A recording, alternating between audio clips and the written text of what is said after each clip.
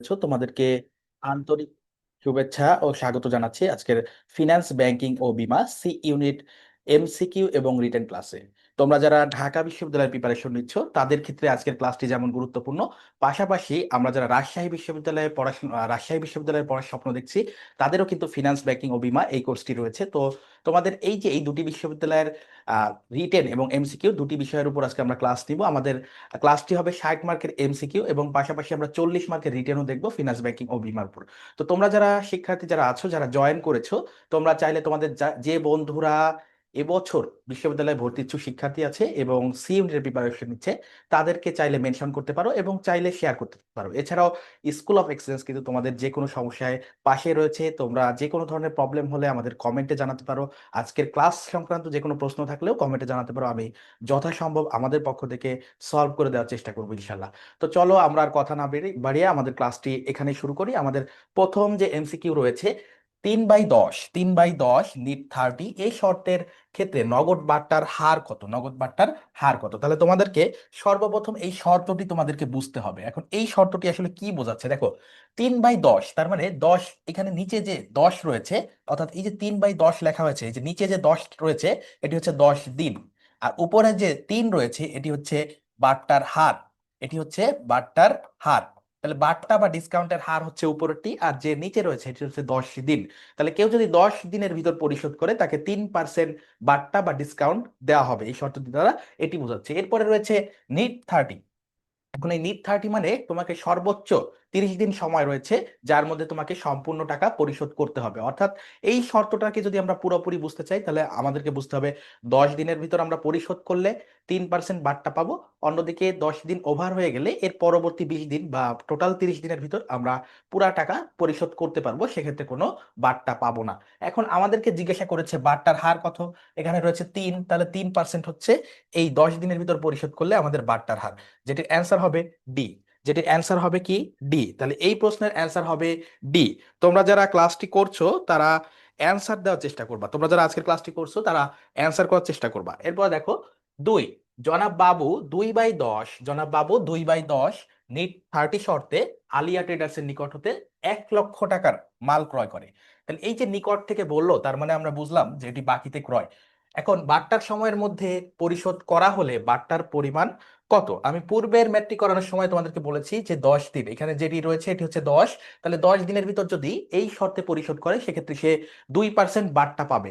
এখন আমাদেরকে শেষ লাইনে বলে দিয়েছে বাট্টা সময়ের মধ্যে পরিশোধ করা হয়েছে, তার মানে এই 10 দিনের ভিতর পরিশোধ করা হয়েছে।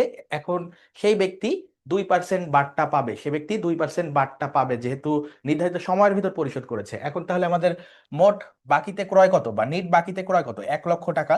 তাহলে 1 লক্ষ টাকার 2% তোমরা করবা, তাহলে 1 লক্ষ টাকার 2% কত হয়? 2,000 টাকা। কত টাকা? 2,000 টাকা। তাহলে 2,000 টাকা আমাদের বাট্টার পরিমাণ। আমাদের বাট্টার পরিমাণ কত? 2,000 টাকা। আমাদের জানতে চেয়েছে বাট্টার পরিমাণ। আর যদি পরিশোধের পরিমাণ জানতে চাইতো সেক্ষেত্রে আমাদের অ্যান্সার হতো 98,000 টাকা। সেক্ষেত্রে আমাদের অ্যান্সার হতো কত? 98,000 টাকা। তাহলে এই প্রশ্নটির অ্যান্সার হবে 2,000 টাকা। 2,000 টাকা। ওকে, আমরা 3-এ চলে যাই। একজন বিনিয়োগকারী অর্থায়নের কোন নীতিটি অনুসরণ করে ঝুঁকি হ্রাস করে? দেখো, অর্থায়নের অনেকগুলো নীতিমালা আমরা পড়েছি, যেমন মুনাফা বলা তারল্য বনাম মুনাফা নীতি, পোর্টফোলিও বৈচিত্র্যায়ন নীতি, লভ্যাংশ নীতি। তো এই যে নীতিগুলো আছে এই নীতির ভিতর কোন নীতিটি ঝুঁকি হ্রাস করে? তাহলে ঝুঁকি হ্রাস করে কোন নীতিটি? দেখো, মুনাফা নীতি, তারপর তারল্য নীতি, উপযুক্ততা নীতি, বৈচিত্র্যায়নের নীতি। এই যে যে চারটি অপশন দিয়েছে এর ভিতর আমরা দেখতে পাই যে সর্বশেষ যে অপশনটি রয়েছে বৈচিত্র্যায়নের নীতি, এটির মানেই হচ্ছে কি বিভিন্ন একটি একটি বিনিয়োগ বা একটি সিকিউরিটিতে বিনিয়োগ না করে বিভিন্ন সিকিউরিটিতে বিনিয়োগ করে ঝুঁকির মাত্রা কমানো। অর্থাৎ এক জায়গায় সমুদয় অর্থ বিনিয়োগ না করে আমরা যদি বিভিন্ন জায়গায় বিনিয়োগ করি তাহলে আমাদের ঝুঁকির পরিমাণ কমে যায়, যেটি হচ্ছে পোর্টফোলিও বৈচিত্র্যায়ন নীতির মূল কথা। তাহলে আমরা বলতে পারি অপশন ডি অর্থাৎ অর্থায়নের বৈচিত্র্যায়ন নীতি কিন্তু ঝুঁকি হ্রাস করে, যেটি আমাদের কাছে জানতে চেয়েছে। তাহলে অ্যান্সার আমাদের ডি। অ্যান্সার আমাদের কি? ডি। এরপর দেখো 4-এ চলে আসি আমরা। জনাব সজীব ব্যবসায়ের জন্য ব্যাংক হতে 50,000 টাকা 14% সুদে, কত সুদে? 14% সুদে, 14% সুদে 5 বছরের জন্য ঋণ গ্রহণ করেছে। মাসিক কিস্তি নির্ণয়ের জন্য নিম্নের কোন পদ্ধতি ব্যবহার করতে হবে? কোন পদ্ধতি ব্যবহার করতে হবে মাসিক কিস্তির জন্য? এখন আমাদেরকে বুঝতে হবে যে এটি আসলে কোন ধরনের ম্যাথ, এটি আসলে কোন ধরনের ম্যাথ, এটি আমাদের কাছে জানতে চাওয়া হয়েছে। এখন দেখো, জনাব সজীব যেহেতু 50,000 টাকা লোন নিয়ে ফেলেছে এবং তার সুদ 14% এবং 5 বছরের জন্য এটি, তাহলে আমরা বর্তমানে টাকা নিয়ে ফেলেছি। আমরা কি করেছি? বর্তমানে টাকা নিয়ে ফেলেছি, অর্থাৎ আজকের দিনে আমি কিন্তু টাকা নিয়ে ফেলেছি লোন হিসাবে। এখন আমাকে এটা ভবিষ্যতে পরিশোধ করতে হবে। মাস মাস ভিত্তি, যেহেতু মাস ভিত্তি বলে দিয়েছে, আমরা মাসিক কিস্তিতে পরিশোধ করব। তাহলে আমাদেরকে এই বর্তমান টাকার, এই যে 50,000 টাকা, এটির ভবিষ্যৎ মূল্য নির্ণয় করতে হবে। কি করতে হবে? ভবিষ্যৎ মূল্য নির্ণয় করতে হবে। তাহলে মাসিক কিস্তি নির্ণয়ের পূর্বে আমাদেরকে ভবিষ্যৎ মূল্য নির্ণয় করে ফেলতে হবে, তারপরে আমরা কিস্তিতে রূপান্তর করব। তাহলে অ্যান্সার আমাদের সি। তাহলে অ্যান্সার আমাদের কি? সি। আমরা চলে যাই আমাদের পরবর্তী এমসিকিউতে। Do not put all your eggs in one basket. তাহলে এই ব্যবসায় নীতিবাক্যটি অর্থায়নের কোন ধারণার সাথে সঙ্গতিপূর্ণ?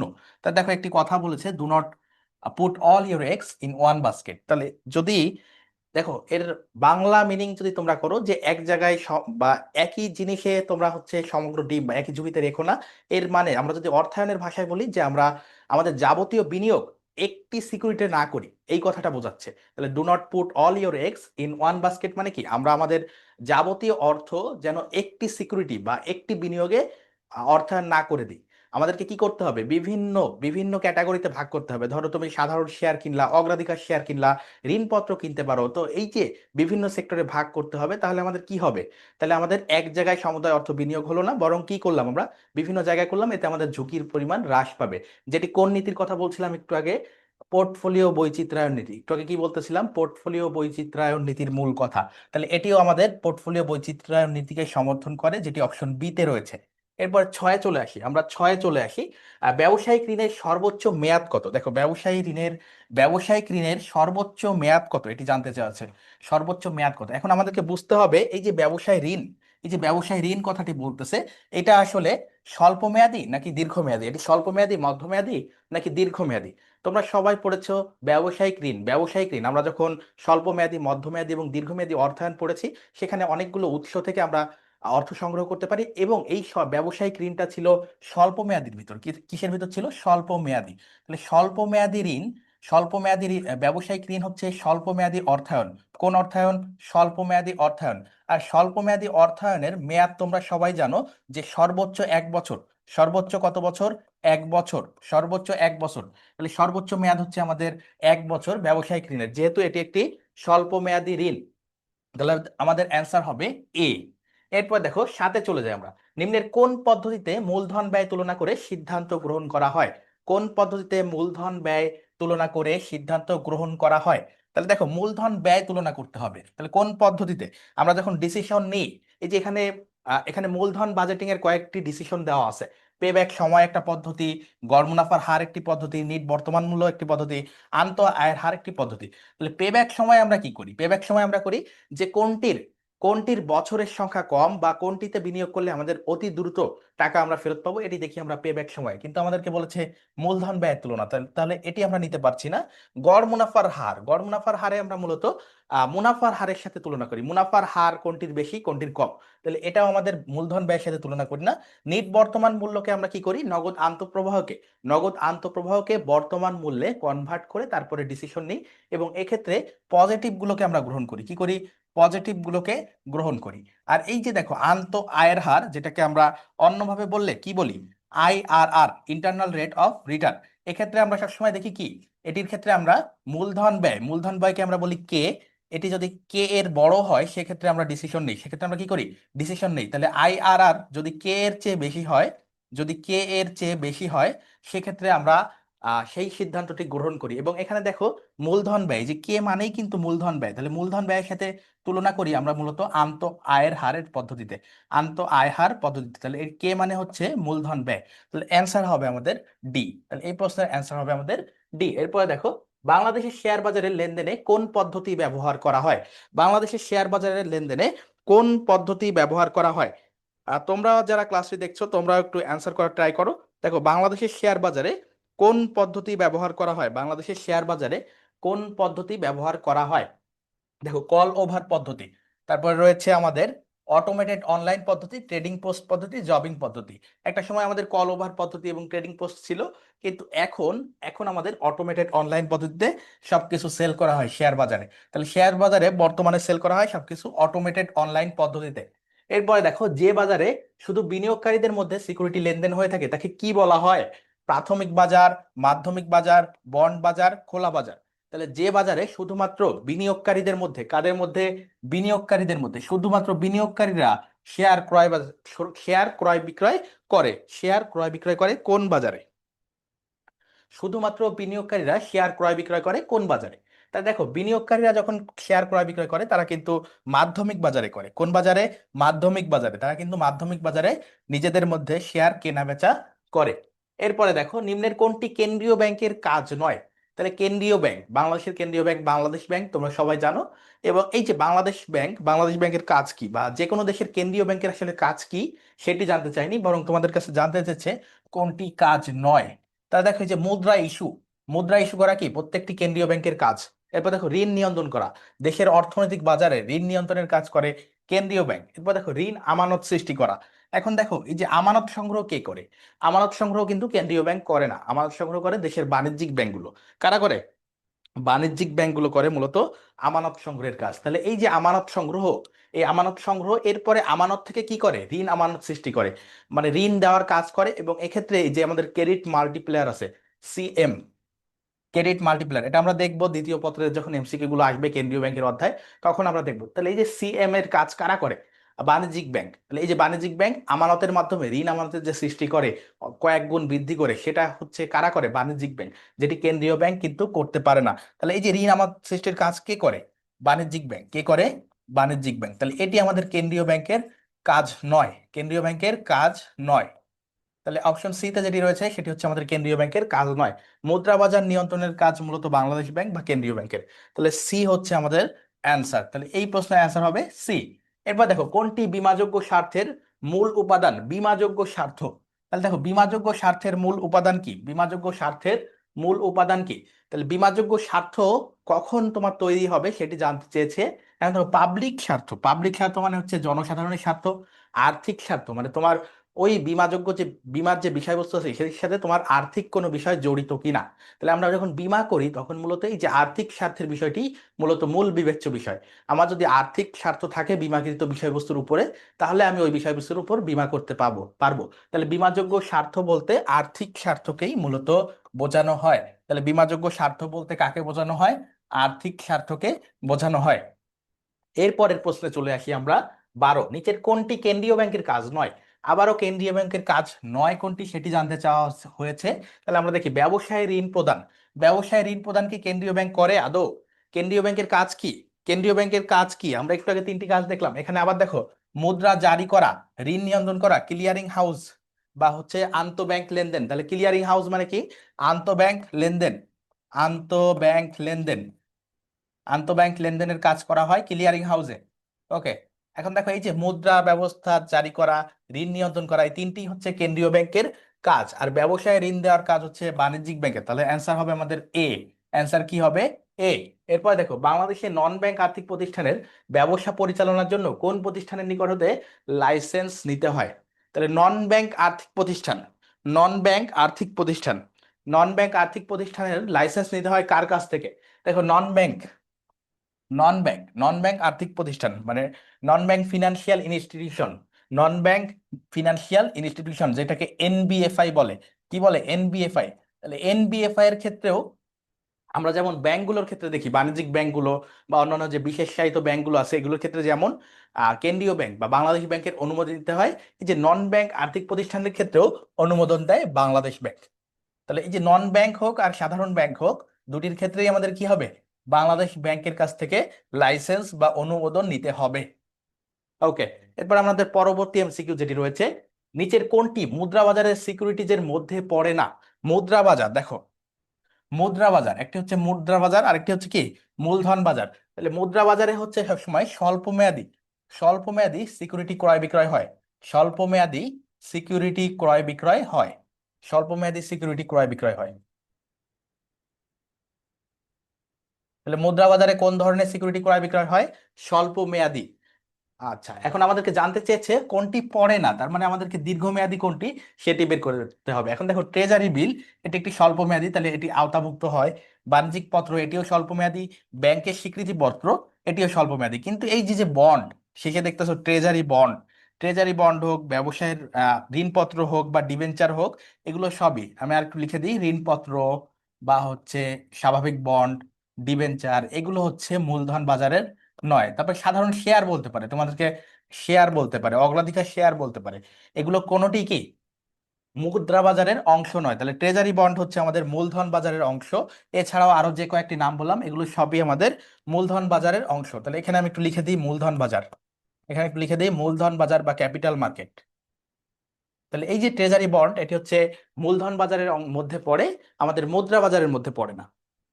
এরপরে আমরা চলে যাই আমাদের 15 নং এমসিকিউতে। 15 নং কি বলতেছে একটু দেখো, কোন মূলধনের ব্যবসায়কে, কোন মূলধনের ব্যয়কে সুযোগ ব্যয় বলে, কোন মূলধনের ব্যয়কে সুযোগ ব্যয় বলে? দেখো সাধারণ শেয়ার, অগ্রাধিকার শেয়ার, ঋণপত্র, সংরক্ষিত মূলধন। তা দেখো এই যে সংরক্ষিত মূলধনটা আসলে কি, এই যে একেবারে শেষের যে কথাটি সংরক্ষিত মূলধন, এটি আসলে কি? এটি মূলত আমরা যখন যৌথ মূলধনী কোম্পানির ক্ষেত্রে যখন মুনাফা হয় এবং সবার ঋণের ব্যয়, অগ্রাধিকার শেয়ারের ব্যয়, অন্যান্য যারা আছে সবার সবকিছু দিয়ে দেওয়ার পর যেটা অবশিষ্ট থাকে সাধারণ শেয়ার হোল্ডারদের জন্য, সেটার সম্পূর্ণটা লভ্যাংশ হিসেবে দেওয়া হয় না, বরং কিছু অংশ গচ্ছিত রাখা হয়, যেটিকে আমরা বলি সংরক্ষিত মূলধন, যেটিকে আমরা কি বলি? সংরক্ষিত মূলধন। এই সংরক্ষিত মূলধন আমি যদি লভ্যাংশ হিসেবে বন্টন করতাম এবং শেয়ার হোল্ডাররা সেটা চাইলে কোথায় বিনিয়োগ করতে পারতো? অন্য কোনো কোম্পানিতে বিনিয়োগ করতে পারতো। তাহলে আমাদের এই যে সংরক্ষিত মূলধন, এটি যদি আমি ধরে রাখি বা কোম্পানি যদি ধরে রাখে, সেক্ষেত্রে কিন্তু আমাদের একটি সুযোগ ব্যয় রয়েছে। তাহলে সুযোগ ব্যয় কথাটি জড়িত হচ্ছে আমাদের সংরক্ষিত মূলধনের সাথে। কার সাথে জড়িত? সংরক্ষিত মূলধনের সাথে। এরপরে দেখো বন্ড ইনডেনচার কি? বন্ড ইনডেনচার কি? বন্ডের শর্তাবলী, সুদের হার, মেয়াদ, লিখিত মূল্য। দেখো এই যে ইনডেনচার মানেই হচ্ছে শর্তাবলী। তাহলে বন্ডের ইনডেনচার মানে কি? বন্ড সংক্রান্ত যাবতীয় শর্তাবলী যে দলিলে লিখিত থাকে। তাহলে যে দলিলে বন্ড সংক্রান্ত যাবতীয় শর্তাবলী লিখিত থাকে তাকে আমরা বলি বন্ড ইনডেনচার।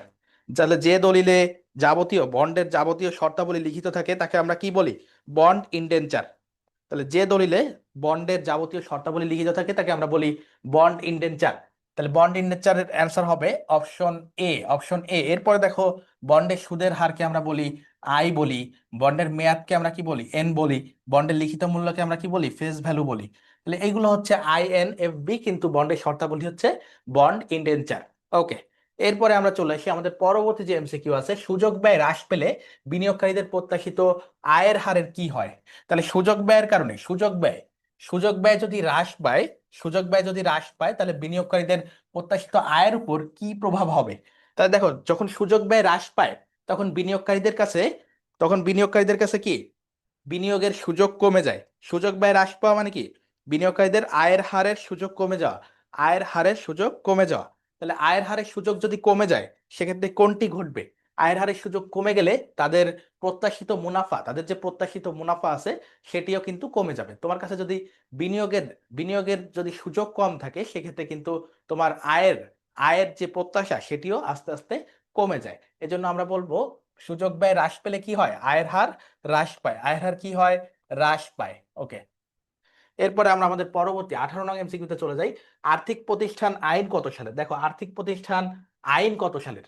তাহলে আর্থিক প্রতিষ্ঠান আইন কত সালে প্রতিষ্ঠিত হয়েছে? দেখো আর্থিক প্রতিষ্ঠান আইন কোনটি? আর্থিক প্রতিষ্ঠান আইন। তাহলে এই যে আর্থিক প্রতিষ্ঠান আইন, এটি কত সালের? এটি তোমাদেরকে মুখস্থ করতে হবে, আমাদের কিচ্ছু করার নাই, এগুলো জ্ঞানমূলক কিছু বিষয় আছে যেগুলো আমাদেরকে বোঝাচ্ছে, জরুরি হলো মুখস্থ করা। এখন দেখো এই যে আর্থিক প্রতিষ্ঠান আইন, এটি কত সালের? এটি দেখো 1993 সালে। আর্থিক প্রতিষ্ঠান আইন হচ্ছে আমাদের 1993 সালের। কিন্তু এইখানে যে সালগুলো আছে, দেখো 1994 সালে তোমরা জানো কোম্পানি আইন, 1991 সালে ব্যাংকিং কোম্পানি আইন, আর 2010 সালেরটা হচ্ছে বীমা আইন। তাহলে দেখো 94 হচ্ছে কোম্পানি আইন, এটা হচ্ছে ব্যাংকিং আইন, এবং 2010 সালেরটা হচ্ছে বীমা আইন। এই সব সালগুলোই গুরুত্বপূর্ণ, এখানে যে চারটি অপশনে দিয়েছে চারটি কিন্তু গুরুত্বপূর্ণ সাল। এরপরে দেখো, এরপরে চলে আসি আমরা চারটি প্রকল্পের এনপিভি যথাক্রমে 1,000 টাকা, 2,000 টাকা, 3,000 টাকা এবং -4,000 এবং কত টাকা? দেখো -4,000 টাকা। এরপর দেখো কোন প্রকল্পটি গ্রহণযোগ্য? তাহলে আমরা যদি এনপিভি অনুযায়ী সিদ্ধান্ত নিই, সেক্ষেত্রে আমাদের গ্রহণযোগ্য হচ্ছে যে কোনো পজিটিভ গুলো। তাহলে এখন দেখো এখানে পজিটিভ আছে তিনটা। কয়টা পজিটিভ আছে? তিনটা। আর একটা আছে নেগেটিভ, তাহলে নেগেটিভটা প্রথমেই বাদ। তাহলে এই তিনটা থেকে আমাকে ডিসিশন নিতে হবে। যেহেতু আমরা পজিটিভটা বেশি বেশি গ্রহণ করি, এবং এক্ষেত্রে সবচেয়ে পজিটিভের সবচেয়ে বড় মান হচ্ছে এই তৃতীয় প্রকল্পটি। কোনটি? তৃতীয় প্রকল্পটি। তাহলে আমাদের যদি একটা নিতে হয় এখান থেকে, তাহলে আমাদের 3 নম্বর প্রকল্পটি নিতে হবে। তাহলে একটি নিতে গেলে আমাদের প্রকল্প নিতে হবে 3 নং প্রকল্প। তাহলে এটির অ্যান্সার হবে আমাদের সি। এবার দেখো নিচের কোনটি দীর্ঘমেয়াদী অর্থায়নের সবচেয়ে ব্যয়বহুল উৎস? দীর্ঘমেয়াদী অর্থায়নের ব্যয়বহুল উৎস কোনটি? দীর্ঘমেয়াদী অর্থায়নের ব্যয়বহুল উৎস কোনটি? দীর্ঘমেয়াদী অর্থায়নের ব্যয়বহুল উৎস কোনটি? দেখো প্রথমে রয়েছে সাধারণ শেয়ার, অগ্রাধিকার শেয়ার, দীর্ঘমেয়াদী ঋণ, সংরক্ষিত আয়। তো এই প্রশ্নটি অনেকেই কিন্তু ভুল করে ফেলো। অনেকেই মনে করো যে সাধারণ শেয়ার, সাধারণ শেয়ার হোল্ডারদের ব্যয় মনে হয় সবচেয়ে কম। কিন্তু আসলে প্রকৃত অর্থে দেখো, যে যেহেতু সংরক্ষিত আয়, সংরক্ষিত আয়ের ক্ষেত্রে আমরা কি করি? সুযোগ ব্যয়কে মূলধন ব্যয় হিসেবে ধরে নিই। সুযোগ ব্যয়কে কি করি?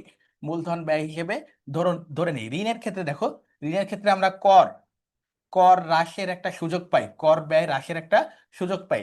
অগ্রাধিকার শেয়ার হোল্ডারদের হচ্ছে আয় কি থাকে? আয় নির্দিষ্ট থাকে। আয় থাকে নির্দিষ্ট।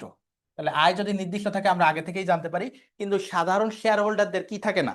আয় নির্ধারিত থাকে না। এই যে সাধারণ শেয়ার হোল্ডার, তাদের আয় নির্ধারিত নয়। তাদের আয় নির্ধারিত নয়। আয় যেহেতু নির্ধারিত নয়, সেহেতু এটাতে ঝুঁকি সবচেয়ে বেশি। আয় নির্ধারিত নয়, তাই এটির ঝুঁকি সবচেয়ে বেশি। এবং ঝুঁকি বেশি হলে এটির প্রত্যাশিত মুনাফা বা মূলধন ব্যয়ও সবচেয়ে বেশি হয়। এজন্য আমাদের অ্যান্সার হবে এ। জন্য আমাদের অ্যান্সার কি হবে? এ হবে। তাহলে যেহেতু সাধারণ শেয়ার হোল্ডারদের আয়ের হার নির্ধারিত নয়, এক্ষেত্রে ঝুঁকি সবচেয়ে বেশি। ঋণ মূলধন, দীর্ঘমেয়াদী ঋণ, সংরক্ষিত আয়, অগ্রাধিকার শেয়ার হোল্ডার, এদের চেয়ে সাধারণ শেয়ার হোল্ডারদের যেহেতু ঝুঁকি বেশি, সেজন্য আমাদের অ্যান্সার কি হবে? সাধারণ শেয়ার হোল্ডারদের কি মূলধন ব্যয়ও বেশি বা সবচেয়ে ব্যয়বহুল। তাহলে অ্যান্সার আমাদের এ। এরপর দেখো, একটি প্রকল্পের প্রাথমিক বিনিয়োগের পরিমাণ 4 লক্ষ টাকা। একটি প্রকল্পের প্রাথমিক বিনিয়োগের পরিমাণ কত? 4 লক্ষ টাকা।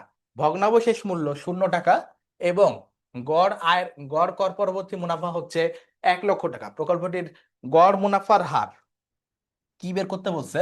গড় মুনাফার হার। তাহলে গড় মুনাফার হার হচ্ছে ARR। ARR, average rate of return. তাহলে উপরে আমাদের কি যাবে? উপরে যাবে আমাদের গড় নিট মুনাফা। তাহলে আমাদের গড় নিট মুনাফা কত আছে? 1 লক্ষ টাকা। কত টাকা আছে? 1 লক্ষ টাকা। আর নিচে কি যাবে? গড় বিনিয়োগ। এখন গড় বিনিয়োগের ফর্মুলা আছে আবার তোমাদের। গড় বিনিয়োগ হচ্ছে প্রাথমিক বিনিয়োগ এবং ভগ্নাবশেষ মূল্যের যোগফল ভাগ 2। তাহলে এখানে প্রাথমিক বিনিয়োগ কত আছে? প্রাথমিক বিনিয়োগ আছে 4 লক্ষ টাকা। কত টাকা? 4 লক্ষ টাকা। যোগ ভগ্নাবশেষ মূল্য হচ্ছে 0 টাকা। তাহলে শূন্য এই যে, এবং ভাগ 2। ভাগ কত? 2। এবং ভাগ হচ্ছে 2। তাহলে আমাদের এইটা যদি আমরা ক্যালকুলেশন করি, তাহলে উপরে থাকে 1 লক্ষ টাকা এবং নিচে এই দুইটা যোগফল ভাগ 2 হচ্ছে 2 লক্ষ টাকা। তাহলে 1 লক্ষ ভাগ 2, যেহেতু হার বলছে আমরা 100 দিয়ে গুণ করে নিব। তাহলে আমরা 100 দিয়ে গুণ করি। তাহলে দেখো কি হয়, এখানে এই সব শূন্যগুলো কাটা, নিচে থাকে 2 এবং এইটা দিয়ে এটা কাটলে হয় 50। তাহলে আমাদের অ্যান্সার হচ্ছে 50%। কত পার্সেন্ট? 50%, যেটি আছে আমাদের অপশন ডিতে। তাহলে এই প্রশ্নের উত্তর হচ্ছে আমাদের অপশন ডি। এই প্রশ্নের উত্তর কত? আমাদের অপশন ডি। এরপরে আমরা চলে যাব আমাদের 22 নং প্রশ্নে। ঝুঁকি পরিমাপের সবচেয়ে গ্রহণযোগ্য পদ্ধতি কোনটি? ঝুঁকি পরিমাপের সবচেয়ে গ্রহণযোগ্য পদ্ধতি কোনটি? ঝুঁকি পরিমাপের সবচেয়ে গ্রহণযোগ্য। তাই দেখো, ঝুঁকি পরিমাপের ক্ষেত্রে আমাদের যতগুলো পদ্ধতি আছে, সবচেয়ে আদর্শ বা গ্রহণযোগ্য পদ্ধতি হচ্ছে আদর্শ বিচ্যুতি। কোনটি? আদর্শ বিচ্যুতি। তাহলে ঝুঁকি পরিমাপের সবচেয়ে গ্রহণযোগ্য বা সবচেয়ে আদর্শ পদ্ধতি হচ্ছে আদর্শ বিচ্যুতি বা স্ট্যান্ডার্ড ডিভিয়েশন। ওকে। এরপর দেখো, বাংলাদেশের কেন্দ্রীয় ব্যাংকের নাম কি? দেখো বাংলাদেশের কেন্দ্রীয় ব্যাংকের নাম খুবই সহজ প্রশ্ন, কিন্তু এই যে যখন দেখবা বাংলাদেশ ব্যাংক, অনেক সময় আমরা পরীক্ষার সময় উত্তেজিত থাকি, এই যে লিমিটেড কথাটা দেখি না, সেক্ষেত্রে এগুলো দাগিয়ে দিই। তো এখানে কোনোটাই কিন্তু বাংলাদেশ ব্যাংকের নাম নয়। আমাদের অ্যান্সার হবে ডি। এরপর দেখো, নিচের কোনটি সাময়িক বীমাপত্রের মেয়াদ? সাময়িক বীমাপত্রের মেয়াদ কোনটি? তাহলে এই যে সাময়িক বীমাপত্রের মেয়াদ আমাদেরকে জানতে হবে।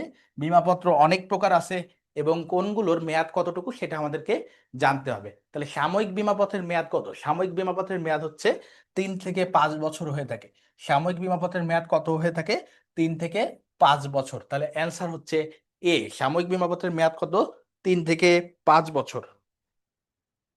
ওকে। আমরা আমাদের পরবর্তী যে এমসিকিউ রয়েছে, নিচের কোনটি চলতি সম্পদ হিসেবে বিবেচিত হয়? তাহলে দেখো কি জানতে চেয়েছে। চলতি সম্পদ। দেখো যন্ত্রপাতি, আসবাবপত্র, দেনাদার, সুনাম। এখানে যন্ত্রপাতি, আসবাবপত্র এবং সুনাম, এই তিনটাই কিন্তু স্থায়ী সম্পত্তি। এই দুইটা, এর ভিতরে এই দুইটা হচ্ছে স্থায়ী, এবং শেষেরটি হচ্ছে স্থায়ী অস্পর্শনীয়। স্থায়ী কি? অস্পর্শনীয় সম্পদ। স্থায়ী অস্পর্শনীয় সম্পদ। আর এই যে দেনাদার যেটি রয়েছে এটি হচ্ছে আমাদের চলতি সম্পদ। তাহলে অ্যান্সার হবে আমাদের সি। অ্যান্সার হবে আমাদের কি?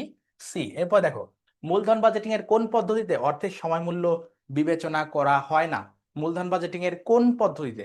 তা দেখো, আমরা জানি মূলধন বাজেটিং এর ক্ষেত্রে কোন পদ্ধতিতে সময় মূল্য বিবেচনা করা হয় না? দুইটি পদ্ধতিতে, যে দুটিকে আমরা সনাতন পদ্ধতি বলি। এখন সনাতন পদ্ধতি সেই দুটি কি? একটি হচ্ছে গড় মুনাফার হার, আর একটি হচ্ছে পেব্যাক সময় পদ্ধতি। এখন দেখো, এখানে পেব্যাক সময় রয়েছে অপশন এ তে, তাহলে সময় মূল্য বিবেচনা করে না, পেব্যাক সময় পদ্ধতি। আরো একটি রয়েছে, সেটিও তোমরা লিখে নিতে পারো চাইলে, গড় মুনাফার হার। আরেকটি কি? গড় মুনাফার হার। ওকে। আর বাকি যে তিনটি রয়েছে এই তিনটি হচ্ছে আমাদের আধুনিক পদ্ধতি, যেটি হচ্ছে সময় মূল্য বিবেচনা করে। সময় মূল্য কি করে? বিবেচনা করে। সময় মূল্য বিবেচনা করে, বিবেচনা করে। ওকে। তাহলে বি সি ডি হচ্ছে সময় মূল্য বিবেচনা করে, কিন্তু এ হচ্ছে সময় মূল্য বিবেচনা করে না। এরপরে দেখো, নিম্নের কোন ঝুঁকি সকল ফার্মকে প্রভাবিত করে? নিম্নের কোন ঝুঁকি সকল ফার্মকে প্রভাবিত করে? দেখো, যে ঝুঁকি সাধারণত এড়ানো যায় না, যে ঝুঁকি সাধারণত কি করা যায় না? এড়ানো যায় না, বা সকল ফার্মের উপর প্রভাব ফেলে, সেটি কিন্তু কি? আমাদের বাজার ঝুঁকি। সেটি কি? বাজার ঝুঁকি, যেটি অপশন এ তে রয়েছে। তাহলে এই যে বাজার ঝুঁকির কিন্তু আরো অনেকগুলো নাম রয়েছে। বাজার ঝুঁকির আরো অনেকগুলো নাম রয়েছে, তোমরা ইংরেজিতে পড়ছো মার্কেট রিস্ক, মার্কেট রিস্ক, তারপরে পড়ছো সিস্টেমেটিক রিস্ক। কি পড়ছো? Systematic risk, systematic risk. তারপর কি পড়ছো? অপরিহার্য, অপরিহার্য ঝুঁকি, সিস্টেমেটিক, সিস্টেমেটিক রিস্ক হচ্ছে।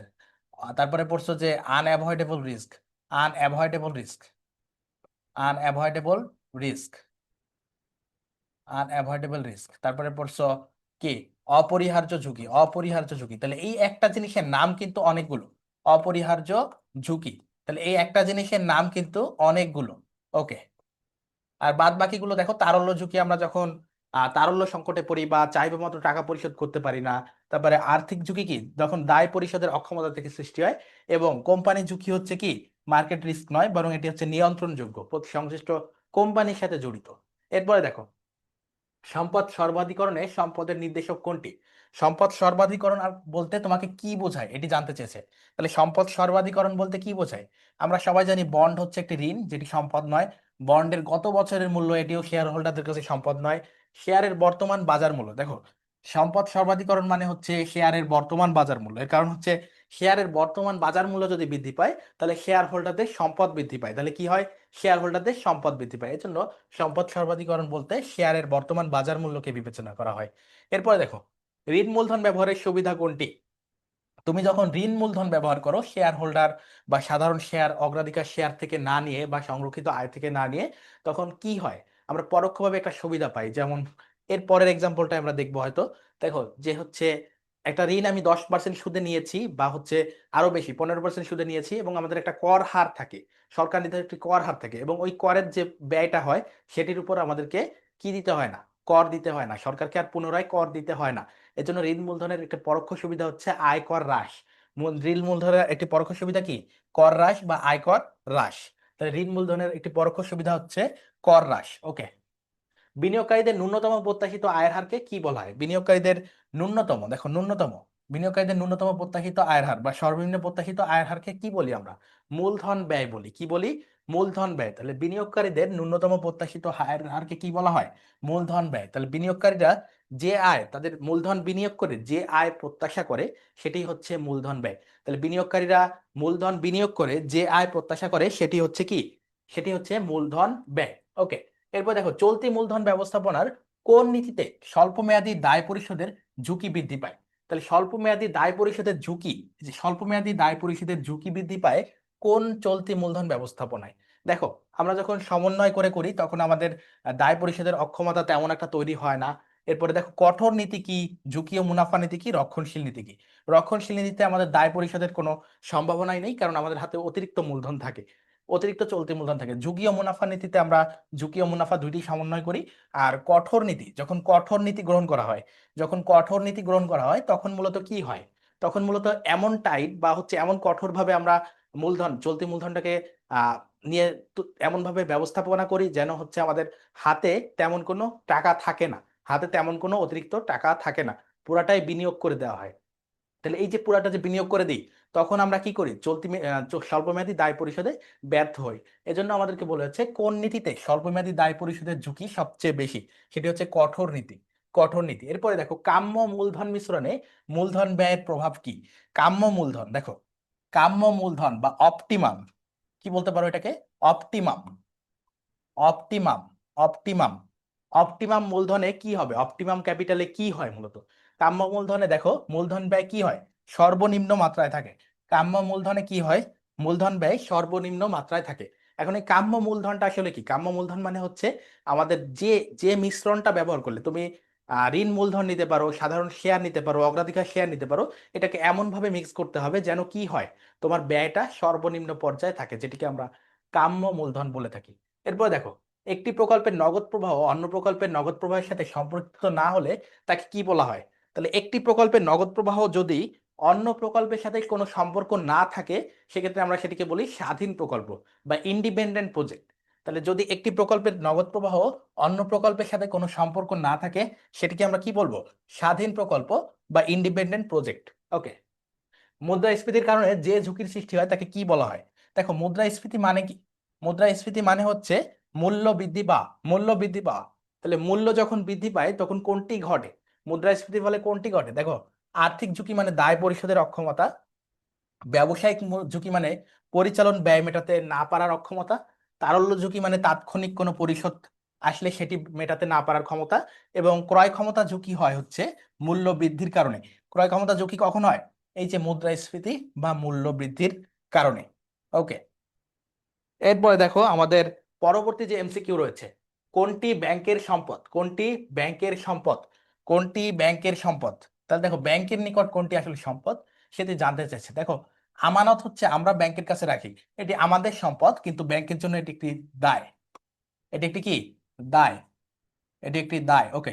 জমা অতিরিক্ত ঋণ, জমা অতিরিক্ত ঋণ মানে কি, যে টাকা বা ব্যাংক ওভারড্রাফট, জমা অতিরিক্ত ঋণের ইংরেজি হচ্ছে ব্যাংক ওভারড্রাফট। তাহলে এই যে ব্যাংক ওভারড্রাফট এটি মানে কি, ব্যাংক ওভারড্রাফট বা ব্যাংক জমা অতিরিক্ত মানে তুমি যে পরিমাণ আমানত রাখছো তার চেয়ে বেশি তুলতে পারা। ধরো আমি 50,000 টাকা রাখছিলাম, বাট আমি 60,000 টাকা ব্যাংক থেকে তুললাম, এটাই হচ্ছে ব্যাংক জমা অতিরিক্ত। তাহলে এই যে যে ব্যাংক জমা অতিরিক্ত, এটি হচ্ছে আমার জন্য ঋণ কিন্তু ব্যাংকের জন্য কি, একটি সম্পদ। এটি আমার জন্য ঋণ কিন্তু ব্যাংকের জন্য কি, সম্পদ, কারণ ব্যাংক এটা বিনিয়োগ করছে। এবার দেখো ঋণপত্র, ঋণপত্র ব্যাংকের জন্য একটি দায়, তারপরে রিজার্ভও ব্যাংকের জন্য একটি দায়, কারণ এই সবই, এই যে এ নাম্বার, সি নাম্বার এবং ডি, এই তিনটি কিন্তু কি, আমানত, আমানত থেকে পাওয়া অর্থ, অর্থাৎ আমরা যে টাকা ব্যাংকের কাছে জমা দিই সেটি থেকে প্রাপ্ত অর্থ। ওকে। তাহলে ব্যাংকের সম্পদ হচ্ছে আমাদের এখানে ব্যাংক জমা অতিরিক্ত ঋণ, যেটি আমাদের জন্য দায় কিন্তু ব্যাংকের জন্য সম্পদ। ওকে। এরপর দেখো কোনটি অগ্নিবীমার সাধারণ উপাদান। তাহলে অগ্নিবীমার ক্ষেত্রে কোন কি কি কি উপাদান থাকে, অগ্নিবীমার ক্ষেত্রে কি কি উপাদান থাকে। দেখো সর্বনিম্ন দুটি পক্ষ অবশ্যই থাকতে হবে, সেটি যে কোনো বীমার ক্ষেত্রেই। তারপর দেখো স্বীকৃতি, স্বীকৃতি মানে কি, যে আমি যে বীমাটা করলাম এটার ক্ষেত্রে আমি কোনো মিথ্যা তথ্য দিইনি, তারপরে কি আর কি করিনি, মিথ্যা তথ্য যেমন দিইনি, পাশাপাশি এটির উপর আমার বীমাযোগ্য স্বার্থ রয়েছে, এটিও আমি স্বীকৃতি দিলাম। এটা স্বীকৃতি প্রত্যেকটা বিমার ক্ষেত্রে লাগে। এবার দেখো পক্ষ সমূহের যোগ্যতা, পক্ষ সমূহের যোগ্যতা, আমরা যারা পক্ষ আছি মানে একজন বীমাকারী এবং একজন হচ্ছে বীমা গ্রহীতা, এই দুজনই মানে পাগল হলে হবে না, নাবালক হলে হবে না, বা চুক্তি সম্পাদনে ব্যর্থ হলে হবে না। তাহলে এই তিনটি বিষয় কিন্তু অগ্নিবীমার ক্ষেত্রে অবশ্যই উপাদান। তাহলে অ্যান্সার হবে ডি। অ্যান্সার কি হবে, ডি। তাহলে এই প্রশ্নটির অ্যান্সার হবে ডি। এরপরে চলে আসো আমাদের পরবর্তী যে এমসিকিউ রয়েছে, অর্থের সময় মূল্য নির্ধারণের মূল কারণ কি। অর্থের সময় মূল্য নির্ধারণের মূল কারণ কি। দেখো অর্থের যে আমরা সময় মূল্য নির্ধারণ করি বা টাইম ভ্যালু অফ মানি রয়েছে, এটি করার মূল কারণটা আসলে কি। দেখো এটির মূল কারণ হচ্ছে সুদের হার। এটির মূল কারণ কি, এর মূল কারণ হচ্ছে সুদের হার। সুদের হারের কারণে আজকের 100 টাকা আর 1 বছর পরের 100 টাকা সমান হয় না। সুদের কারণে, সুদের হারের কারণে আজকের 100 টাকা পরবর্তী বছরে দেখা গেলো 110 টাকা, 112 টাকা হয়ে যেতে পারে। এরপর দেখো দীর্ঘমেয়াদী সম্পত্তির ক্রয় বিক্রয় সংক্রান্ত কার্যক্রমকে কি বলা হয়। তাহলে সম্পত্তি, সম্পত্তি ক্রয় বিক্রয়কে আমরা সবসময় বলি সম্পদ। তাহলে দীর্ঘমেয়াদী সম্পত্তির ক্রয় বিক্রয় হচ্ছে আমাদের স্থায়ী সম্পদ। এটিকে আমরা সবসময় কি করি, এটিকে আমরা সবসময় বিনিয়োগ নামে ডাকি। এটিকে কি নামে ডাকা হয়, বিনিয়োগ নামে। তাহলে নগদ প্রবাহ বিবরণীর বিনিয়োগ সেকশনে এটিকে দেখাতে হয়, যেটি হচ্ছে সম্পত্তি ক্রয় বিক্রয়। ওকে, এরপর দেখো বলছে স্থির ব্যয় 10,000 টাকা, প্রতি একক বিক্রয় মূল্য 60 টাকা এবং একক প্রতি পরিবর্তনশীল ব্যয় 2 টাকা। পরিচালন সমচ্ছেদ বিন্দু বা বিইপি বা ব্রেক ইভেন পয়েন্ট কত? তাহলে দেখো এই যে বিইপি করতে গেলে আমাদের কি কি লাগবে, বিইপি করতে হলে বা আমাদের যে সমচ্ছেদ বিন্দু একক রয়েছে সেটি বের করতে গেলে আমাদের কি করতে হবে, উপরে দিতে হবে স্থির ব্যয়, উপরে কি দিতে হবে, স্থির ব্যয়, এবং নিচে দিতে হবে একক প্রতি বিক্রয় মূল্য মাইনাস একক প্রতি পরিবর্তনশীল ব্যয়। তাহলে একক প্রতি বিক্রয় মূল্য আছে 7, পরিবর্তনশীল ব্যয় আছে 2 টাকা। তাহলে দেখো 10,000 ডিভাইডেড বাই 5, তাহলে আমাদের কত হয়, কত একক হয়, 2,000 একক। কত একক, 2,000 একক। তাহলে কাটাকাটি করলে তোমরা দেখতে পাচ্ছ 2,000 একক, যেটি আমাদের কিন্তু অ্যান্সার। তাহলে সমচ্ছেদ বিক্রয় বিন্দু বা সমচ্ছেদ বিন্দু একক কত টাকা, 2,000 একক।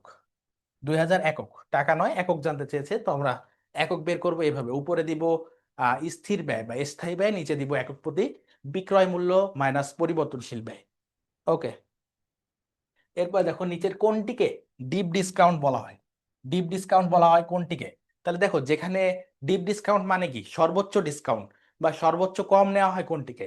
তাহলে যে বন্ডের ক্ষেত্রে আমরা সাধারণত সবচেয়ে বেশি কমে কিনতে পারি সেটি হচ্ছে ডিপ ডিসকাউন্ট।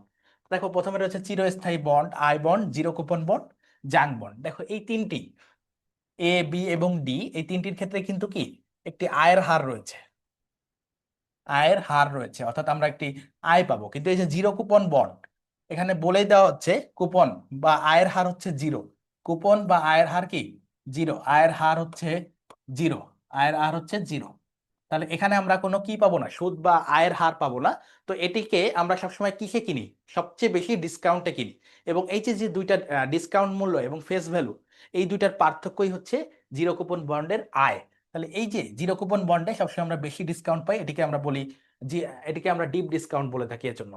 তাহলে অ্যান্সার হবে সি। এরপর দেখো নিচের কোন উৎসের ব্যয় সবচেয়ে কম, কোন উৎসের ব্যয় সবচেয়ে কম? তাহলে আমাদের যে মূলধনের উৎসগুলো আছে সেগুলোর ভিতর সবচেয়ে ব্যয় কম কোন উৎসের?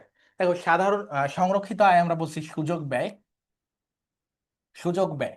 এরপর দেখো সাধারণ শেয়ারের ব্যয় হচ্ছে সবচেয়ে বেশি,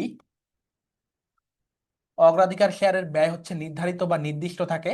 আর ঋণপত্র, দেখো ঋণপত্রের ক্ষেত্রে আমরা যদি ব্যয় হয় যদি 15%, কর হারের কারণে সেটি হয়ে যেতে পারে 9% বা 10% এমন।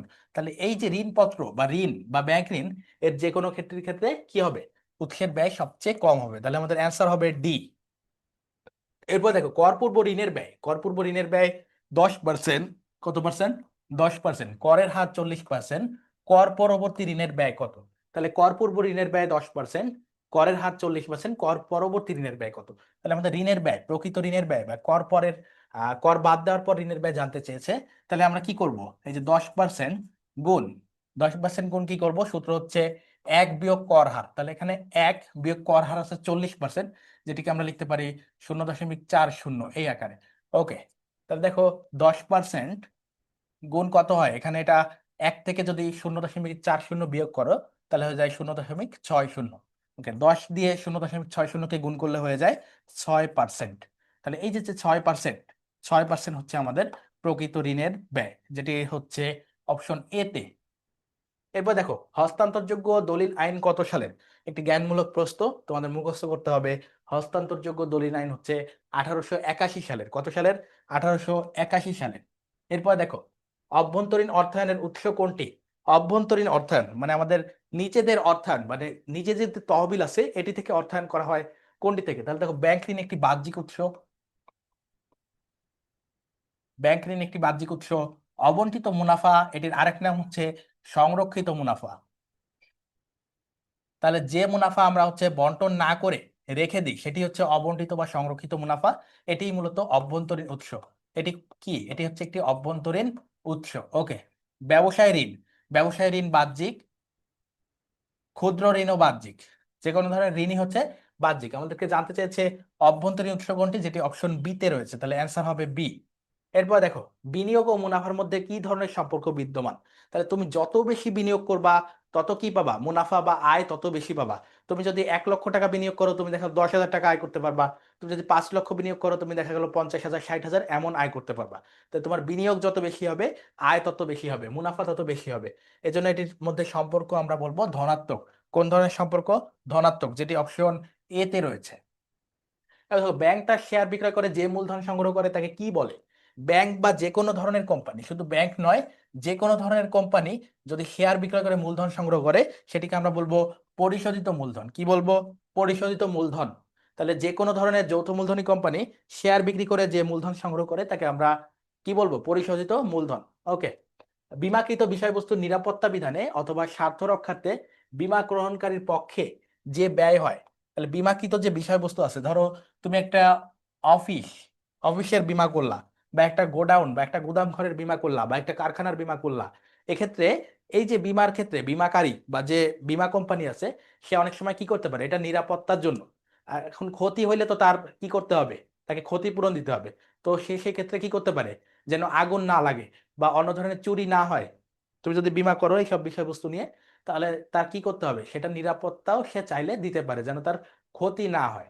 তাহলে এই যে বীমা কোম্পানি যে তোমাকে নিরাপত্তা দিল, তোমার বীমা গ্রহীতার, বীমা গ্রহীতার পক্ষে, বীমা গ্রহীতার পক্ষে যে হচ্ছে নিরাপত্তা দিল, এটিকে কি বলা হয়, বা কোন ধরনের চার্জ বা কোন ধরনের খরচ, চার্জ মানে হচ্ছে খরচ বলা হয়, সেটি আমাদেরকে আইডেন্টিফাই করতে বলছে।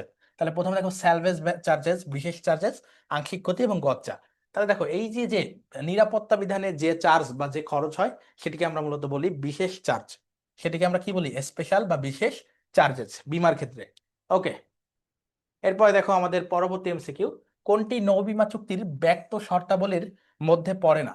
মধ্যে নয় বলছে। তাই দেখো, যাত্রার বৈধতা, যাত্রার বৈধতা, বীমাকৃত সম্পদের নিরপেক্ষতা, নিরাপদ সময়, সবগুলোই সঠিক। তাই দেখো এই যে নিরপেক্ষতা এবং নিরাপদ সময়, এই দুইটাই হচ্ছে ব্যক্ত শর্ত। আর দেখো এই যে বৈধতা, যাত্রার বৈধতা, এটি হচ্ছে একটি অব্যক্ত শর্ত।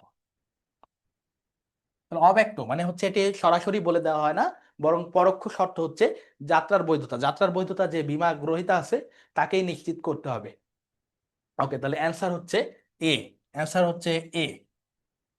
এই দেখো, পরিচালন আয় হতে ব্যয় মেটাতে না পারার সম্ভাবনাকে কি বলা হয়? তাহলে ব্যবসা যে পরিচালনা করা হয়, ব্যবসা যে দৈনন্দিন কার্যক্রম পরিচালনা করা হয়, এটির আয় থেকে যদি হচ্ছে আমরা ব্যয় না মেটাতে পারি, এটিকে আমরা বলি ব্যবসায়িক বা কোম্পানি ঝুঁকি। কোন ধরনের ঝুঁকি বলি? ব্যবসায়িক বা কোম্পানি ঝুঁকি। এটির আরেকটি নাম রয়েছে কোম্পানি ঝুঁকি নামে। ওকে। এর পরের যে এমসিকিউ আমাদের রয়েছে সেটি আমরা একটু দেখব। বিধি 72 অনুযায়ী 12% হারে কত বছর জমা টাকা দ্বিগুণ হবে? কত বছরে টাকা জমা করলে দ্বিগুণ হবে? তাহলে বিধি 72 অনুযায়ী আমরা 72 দিয়ে যদি এই যে সুদের হারকে ভাগ করি, তাহলে আমরা বছর পাবো। তাহলে বছর কত আসে? 6 বছর। 6 বছর। তাহলে অ্যান্সার হচ্ছে এ, অ্যান্সার হচ্ছে এ। ওকে। যে ঋণপত্রের কোনো সুদের হার উল্লেখ থাকে না তাকে কি বলে? তাহলে ঋণপত্রে যদি, ঋণপত্রে যদি সুদের হার উল্লেখ না থাকে, সেটিকে আমরা কি বলি? সেটিকে আমরা বলি জিরো কুপন বন্ড। বন্ড মানে হচ্ছে ঋণপত্র, বন্ড মানে হচ্ছে ঋণপত্র। এই যে বন্ড, বন্ডের বাংলাই হচ্ছে ঋণপত্র। বন্ডের বাংলা কি? ঋণপত্র। বন্ড হচ্ছে এক প্রকার ঋণপত্র। ওকে, বন্ড হচ্ছে এক প্রকার ঋণপত্র। এরপর দেখো, শেয়ার ইস্যুকরণের ক্ষেত্রে অবলেখকের কমিশন ও অন্যান্য খরচকে কোন খরচের অন্তর্ভুক্ত করতে হয়? তাহলে অবলেখক বা দালালের কমিশন, অন্যান্য যে খরচগুলো আছে শেয়ার ইস্যুর ক্ষেত্রে, এগুলোকে আমরা কি নামে ডাকি? এগুলোকে আমরা মূলত ডাকি প্রাথমিক খরচ নামে। তাহলে অবলেখকের কমিশন এবং অন্যান্য খরচ হচ্ছে প্রাথমিক খরচ। অন্যান্য খরচগুলো কি? প্রাথমিক খরচ।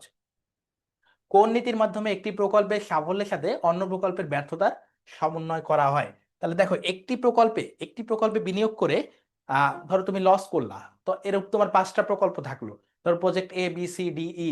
তো এই যে 5টা প্রকল্পে বিনিয়োগ করছো, তাহলে তোমার ঝুঁকি কি হয়ে গেল? ভাগ হয়ে গেল। একটাতে যদি ক্ষতি হয়, অন্য প্রকল্পে কি লাভ দিয়ে সেগুলো পুষিয়ে নেওয়া যাবে। তাহলে এই নীতিটাকে আমরা মূলত বলি পোর্টফোলিও বা বৈচিত্র্যায়ন নীতি। এই নীতিকে আমরা কি বলি? পোর্টফোলিও বা বৈচিত্র্যায়ন নীতি। এরপর দেখো, একটি ম্যাথ দেওয়া হয়েছে, 15% সাধারণ শেয়ার 4 লক্ষ টাকা। এরপরে বলতেছে 12% অগ্রাধিকার শেয়ার 3 লক্ষ টাকা। ওকে। ঋণ হচ্ছে 2 লক্ষ টাকা। 14% সংরক্ষিত আয় হচ্ছে 1 লক্ষ টাকা। সাধারণ শেয়ারের মূলধনের ভারের ওয়েট কত? সাধারণ শেয়ার মূলধনের ভারের ওয়েট বা ভার কত? তাহলে সাধারণ শেয়ার মূলধনের ভার বা ওয়েট কত? এখন দেখো আমাদের সাধারণ শেয়ার আছে 4 লক্ষ টাকা। সাধারণ শেয়ার কত আছে? 4 লক্ষ টাকা। সাধারণ শেয়ার আছে 4 লক্ষ টাকা। সাধারণ শেয়ার কত আছে? 4 লক্ষ টাকা। ডিভাইডেড বাই আমাদের যে মোট আমরা যে বিভিন্ন উৎস থেকে অর্থগুলো সংগ্রহ করছি, এটার মোট পরিমাণ আসলে কত দেখো তো। তাহলে প্রথমে আছে 4 লক্ষ, তারপর আছে 3 লক্ষ, তারপর আছে 2, এবং সর্বশেষ 1 লক্ষ। তাহলে এই চারটা যোগ করলে মূলত কত হয় দেখো। 4+3+2+1, তাহলে কত হয়? 10 লক্ষ। তাহলে মোট হয় 10 লক্ষ টাকা। তাহলে এই 10 লক্ষ দিয়ে যদি আমরা ডিভাইড করি, 10 লক্ষ দিয়ে যদি আমরা ডিভাইড করি, তাহলে আমরা কি পাবো? সাধারণ শেয়ার ব্যয়ের ভার পাবো, সাধারণ শেয়ার মূলধনের ভার পাবো। তা দেখো এই যে এখানে কতগুলো শূন্য কাটা যায়, 1 2 3 4 5টা। তাহলে 4/10, 4/10 মানে কি? 0.4। 4/10 মানে কি? যদি কেউ ভাগ না করতে পারো, তাহলে কত হয়? 4/10 মানে কি?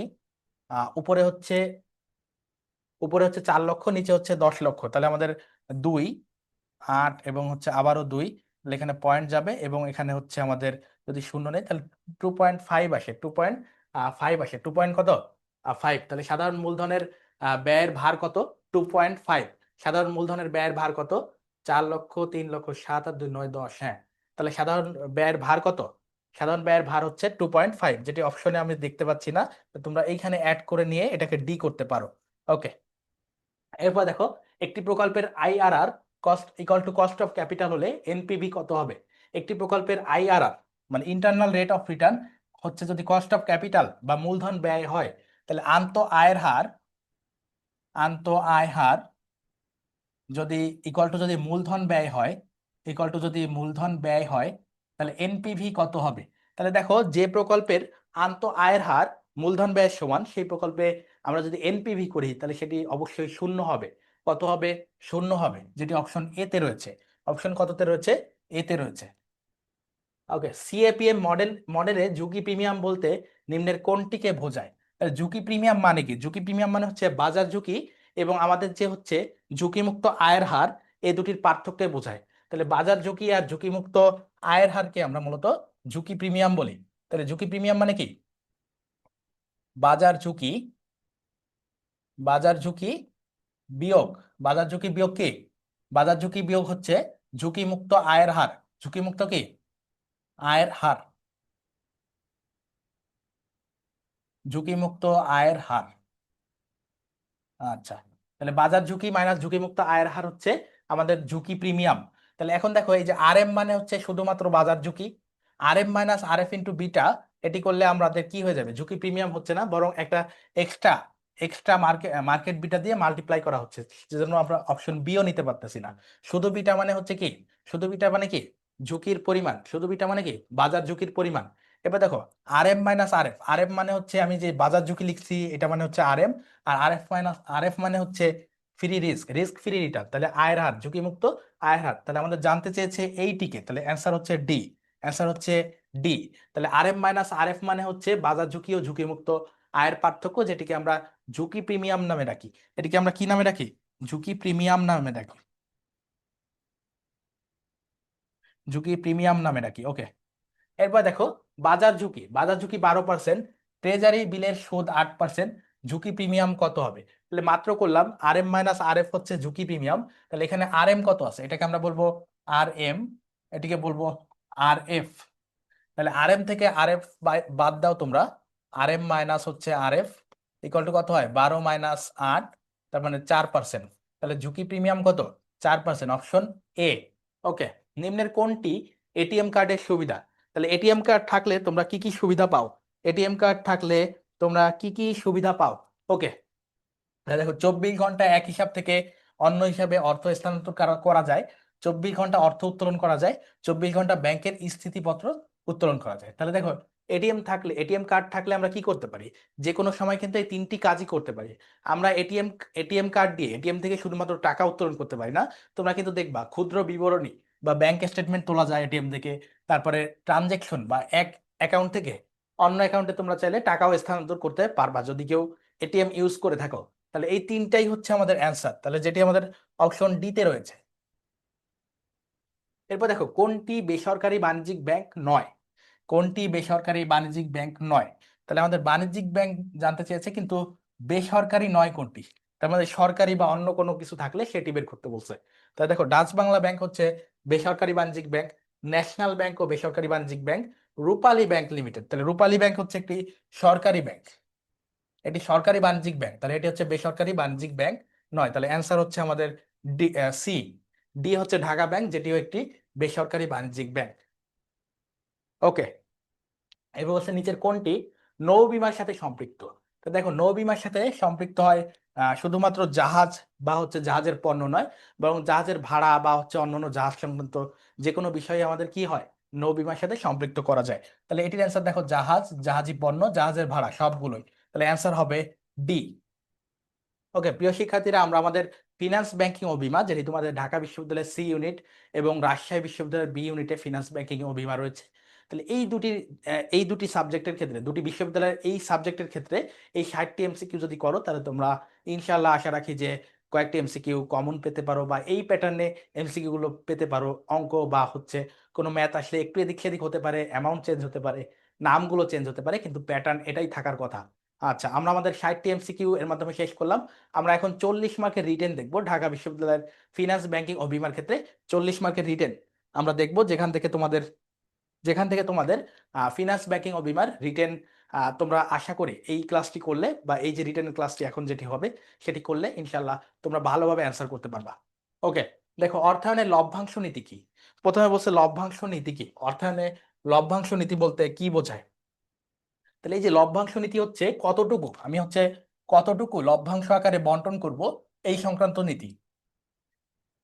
কতটুকু মুনাফা লভ্যাংশ আকারে বন্টন করব, আর কতটুকু নিজের কাছে রেখে দিব। লভ্যাংশ আকারে বন্টন করব, আর কতটুকু সংরক্ষিত আয় আকারে, আর কতটুকু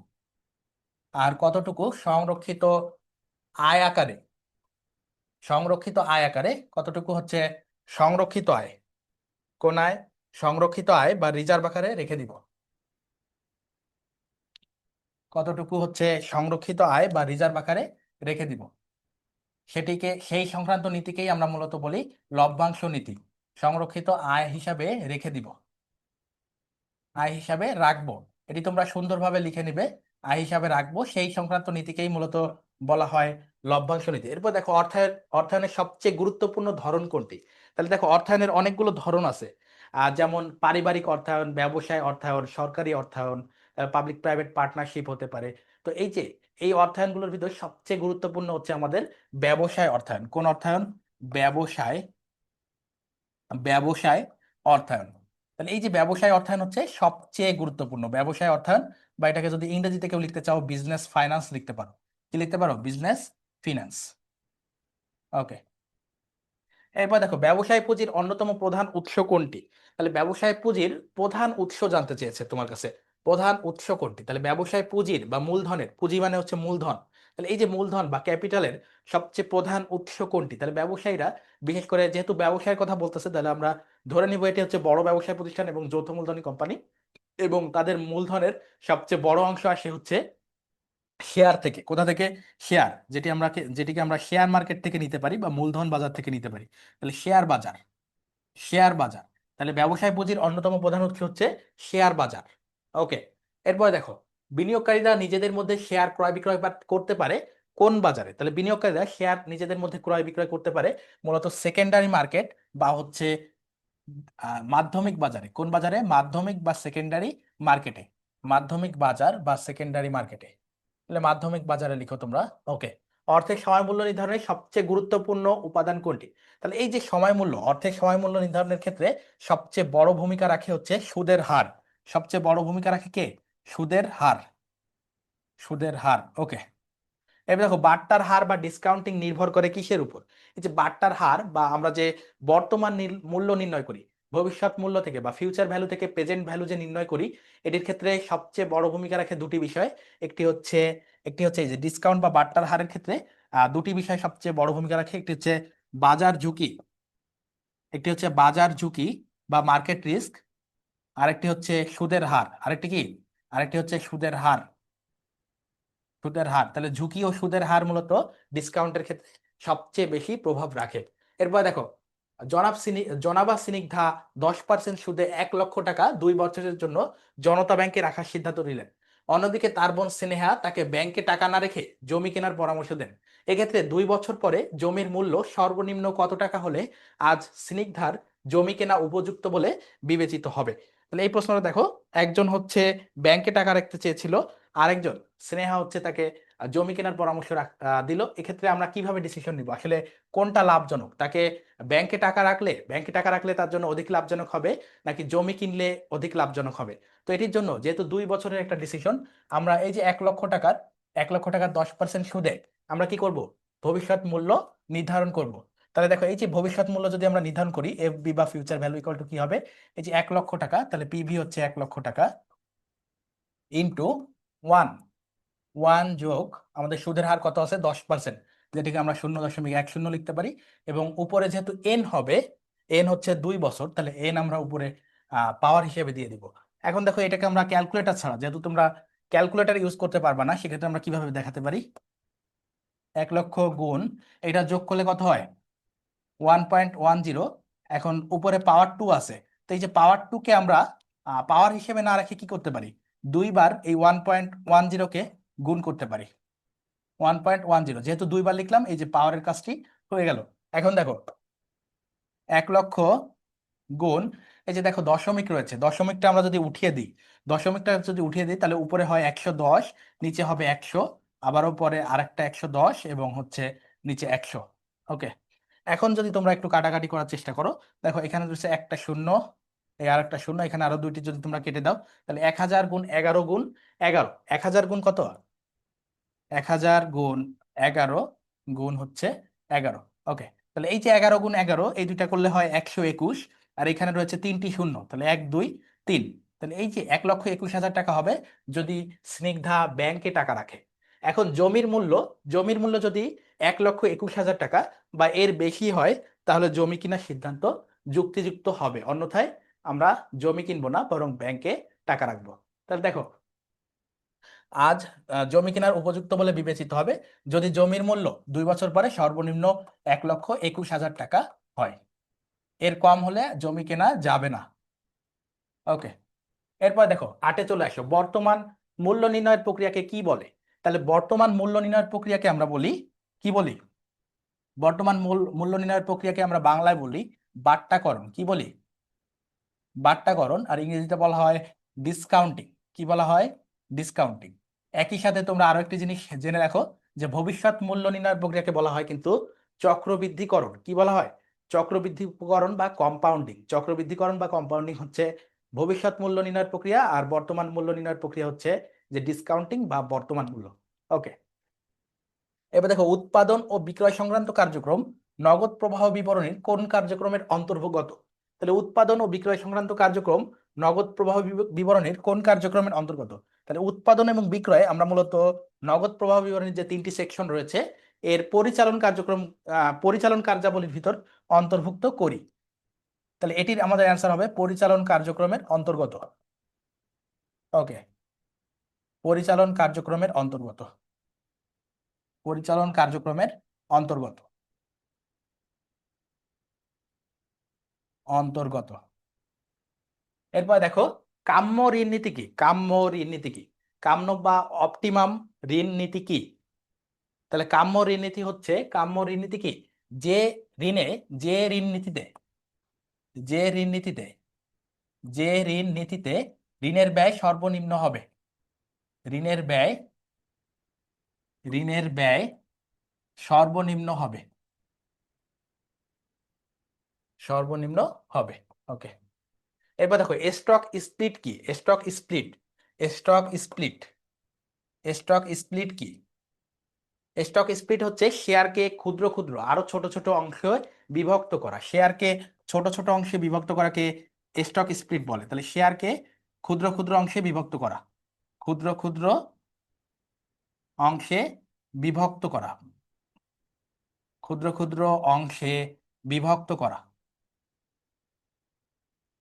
বিভক্ত করা। ওকে, তাহলে এই যে অনেক সময় প্রশ্ন আসতে পারে যে স্টক স্প্লিট করলে কি হয়? স্টক স্প্লিট করলে শেয়ারের মূল্য কমে এবং শেয়ারের সংখ্যা বৃদ্ধি পায়। ওকে, এবার দেখো স্নেহা লিমিটেড প্রতি বছর শতকরা 20 টাকা হারে কুপন প্রদান শর্তে বন্ড ইস্যু করে। যদি প্রয়োজনীয় আয়ের হার 10% হয় তবে বন্ডটির বর্তমান মূল্য কত? তাহলে স্নেহা লিমিটেড হচ্ছে শতকরা কত টাকা হারে? 20 টাকা হারে কুপন হার, তাহলে 20 টাকা হারে 20 টাকা কুপন হারে হচ্ছে বন্ড ইস্যু করে। যদি প্রয়োজনীয় আয়ের হার 10% হয় তাহলে মূলধন খরচ হচ্ছে বা কে হচ্ছে 10%, তবে বন্ডটির বর্তমান মূল্য কত? তাহলে বন্ডের বর্তমান মূল্যকে আমরা বলি ভিবি বা ভ্যালু অফ বন্ড, যেটার উপরে থাকে আয়। এখানে আয় দেওয়া আছে দেখো 20 টাকা, আর নিচে কি থাকে? হার, হার বা কে।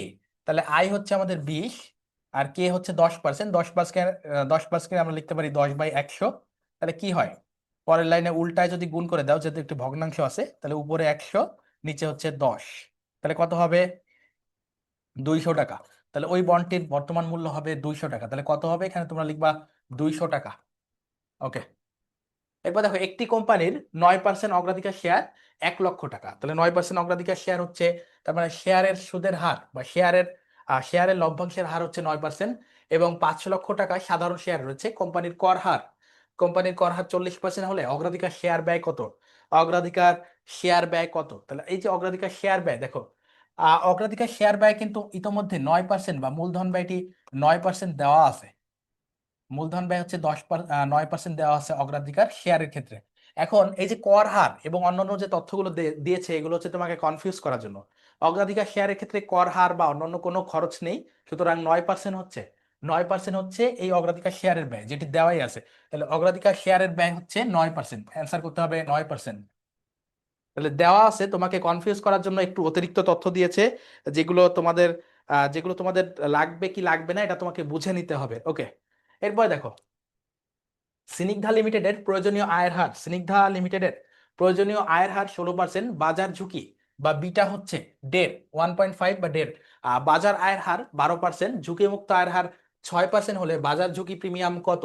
তাহলে বাজার ঝুঁকি প্রিমিয়াম কত? বাজার ঝুঁকি প্রিমিয়াম, এখন এই যে বাজার ঝুঁকি প্রিমিয়াম মানে হচ্ছে, এই ঝুঁকি প্রিমিয়ামের সূত্র কি? ঝুঁকি প্রিমিয়ামের সূত্র কি দেখো, ঝুঁকি প্রিমিয়ামের সূত্র কি? ঝুঁকি প্রিমিয়াম ইকুয়াল টু কি? আর এম মাইনাস আর এফ। আর এম মাইনাস আর এফ, তার মানে বাজার ঝুঁকি বা হচ্ছে বাজারের আয়ের হার বিয়োগ হচ্ছে ঝুঁকিমুক্ত আয়ের হার। এখানে দেখো বাজারের আয়ের হার কত আছে?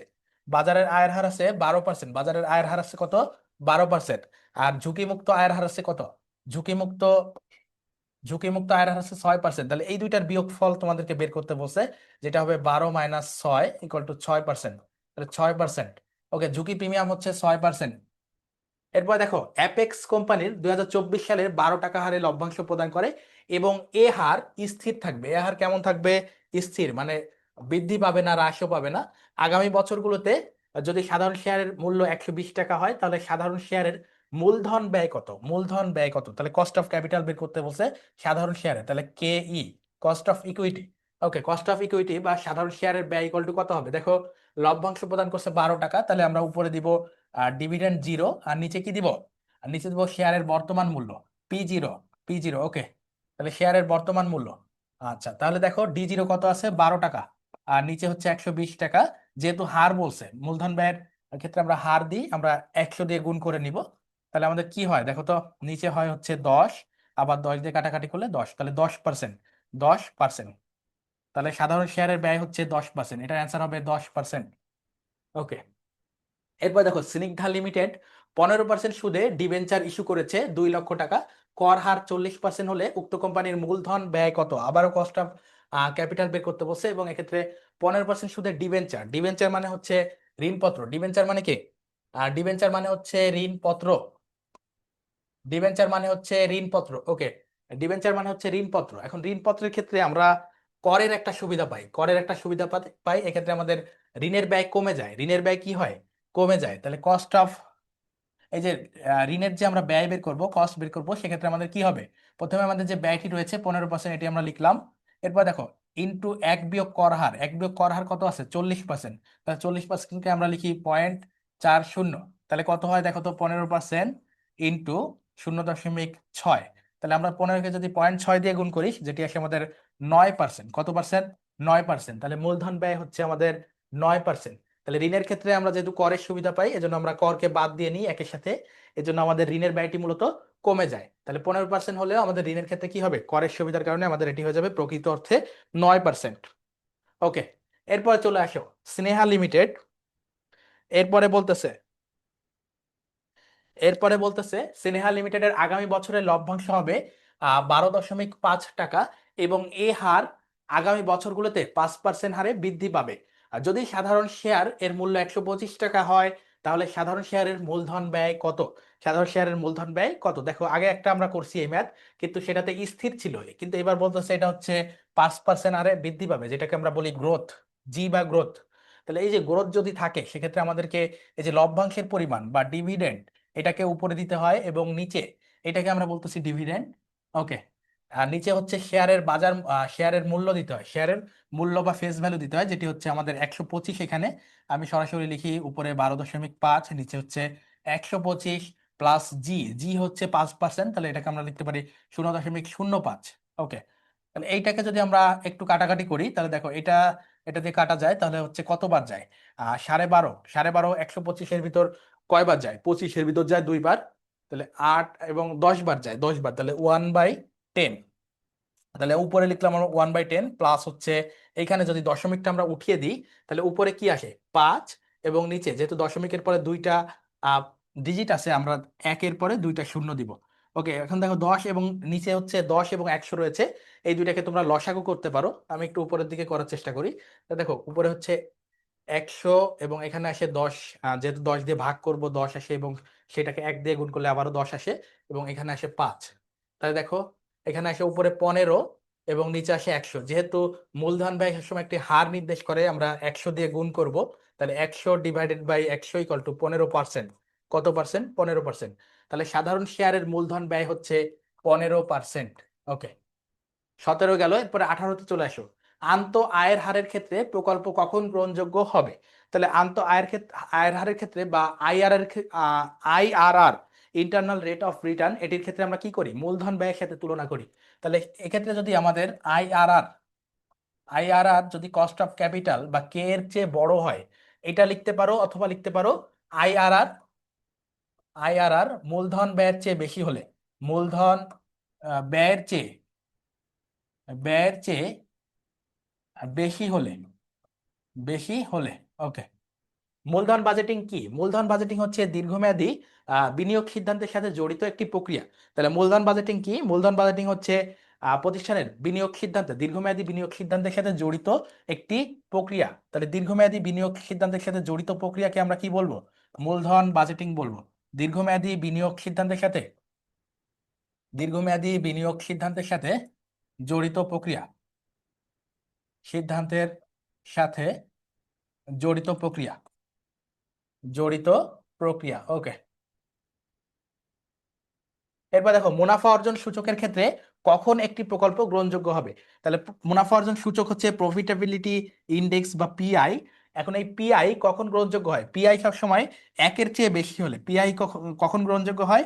একের চেয়ে বেশি হলে, একের চেয়ে বেশি হলে, একের চেয়ে বেশি হলে। তাহলে লিখবা পিআই একের চেয়ে বেশি হলে প্রকল্প গ্রহণযোগ্য হবে।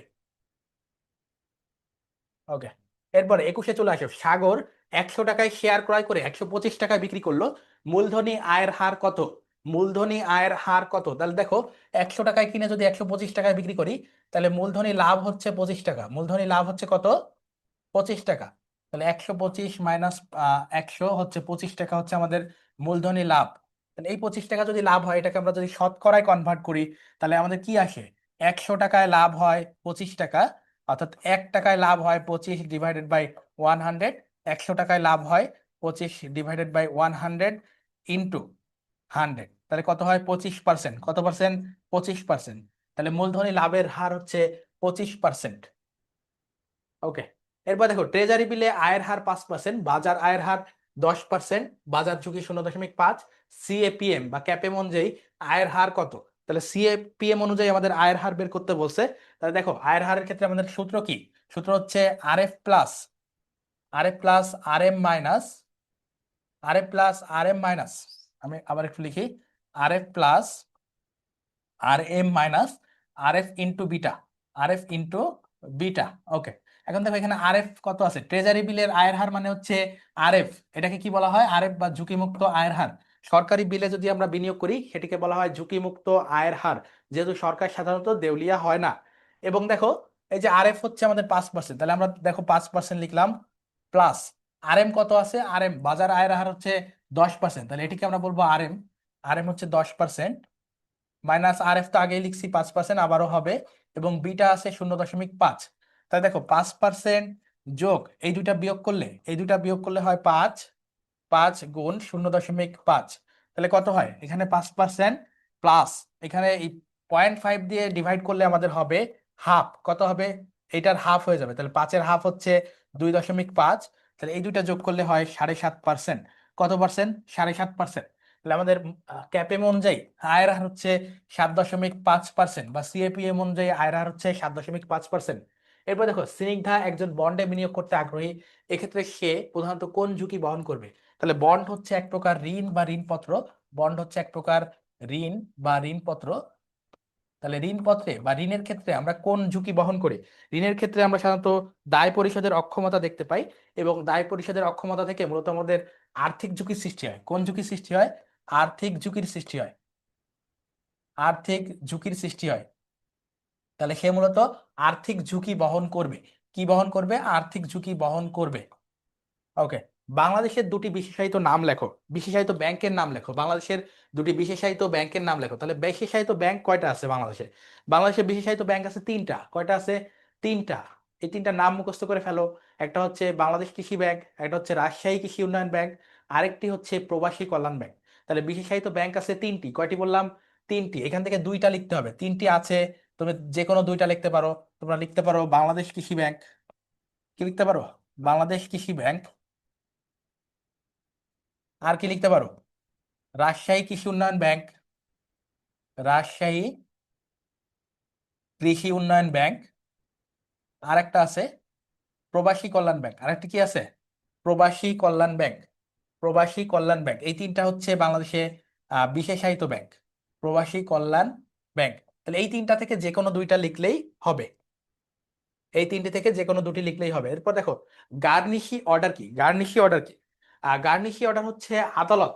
আদালত যদি কোনো ব্যক্তি যদি ব্যাংক অ্যাকাউন্ট বন্ধ করার বা স্থগিত করার নির্দেশ দেয়, মানে ওই ব্যাংক অ্যাকাউন্ট দিয়ে কোনো লেনদেন করতে পারবে না, আর সে উত্তোলনও করতে পারবে না, জমাও করতে পারবে না, কিছুই করতে পারবে না, সেক্ষেত্রে সেটাকে আমরা বলি গার্নিশি অর্ডার। তোমরা যদি প্র্যাকটিক্যাল এক্সাম্পল কথা জানতে চাও, সেক্ষেত্রে দেখো যে 5ই আগস্টের পর যখন আওয়ামী লীগের অনেক যারা হচ্ছে দুর্নীতি করছে তারা কিন্তু পালাই গেছে। তো এই যে পালাই যাওয়ার পর আদালত কি করছে, যখন তাদের ট্রায়াল বা বিচার কাজ শুরু হয়েছে, তখন অনেকের ব্যাংক অ্যাকাউন্ট কি করছে, ক্রক করছে, শুনছো না? তো এই ক্রকটাকেই মূলত বলা হয় গার্নিশি অর্ডার। তো এই যে গার্নিশি অর্ডার গুলো দিছে, এক্ষেত্রে তারা কিন্তু আর ওই ব্যাংক অ্যাকাউন্ট দিয়ে টাকাও তুলতে পারবে না, কোনো লেনদেনও করতে পারবে না, বাংলাদেশ থেকে স্থানান্তরও করতে পারবে না। এটাকে মূলত গার্নিশি অর্ডার বলে। তাহলে এই যে গার্নিশি অর্ডার, গার্নিশি অর্ডার কি? গার্নিশি অর্ডার কি? আদালত কর্তৃক আদালত কর্তৃক কোনো গ্রাহকের ব্যাংক অ্যাকাউন্ট স্থগিত করা নির্দেশ। কোনো গ্রাহকের ব্যাংক অ্যাকাউন্ট বা ব্যাংক হিসাব স্থগিত করার আদেশ। স্থগিত করার আদেশ। স্থগিত করার আদেশ। আচ্ছা। এরপর দেখো কেন্দ্রীয় ব্যাংকের ঋণ নিয়ন্ত্রণের দুটি সাধারণ বা সংখ্যাত্মক পদ্ধতি দেখো। তাহলে কেন্দ্রীয় ব্যাংকের ঋণ নিয়ন্ত্রণের সাধারণ বা সংখ্যাত্মক পদ্ধতি আছে তিনটা। কয়টা? তিনটা। একটা হচ্ছে ব্যাংক হার নীতি। ব্যাংক হার নীতি। আরেকটা হচ্ছে খোলা বাজার নীতি। আরেকটা হচ্ছে খোলা বাজার নীতি বা ওপেন মার্কেট নীতি। আচ্ছা, আরেকটা হচ্ছে জমার হার বা রিজার্ভ রিকোয়ারমেন্ট চেঞ্জের নীতি। জমার হার পরিবর্তন নীতি। জমার হার পরিবর্তন নীতি।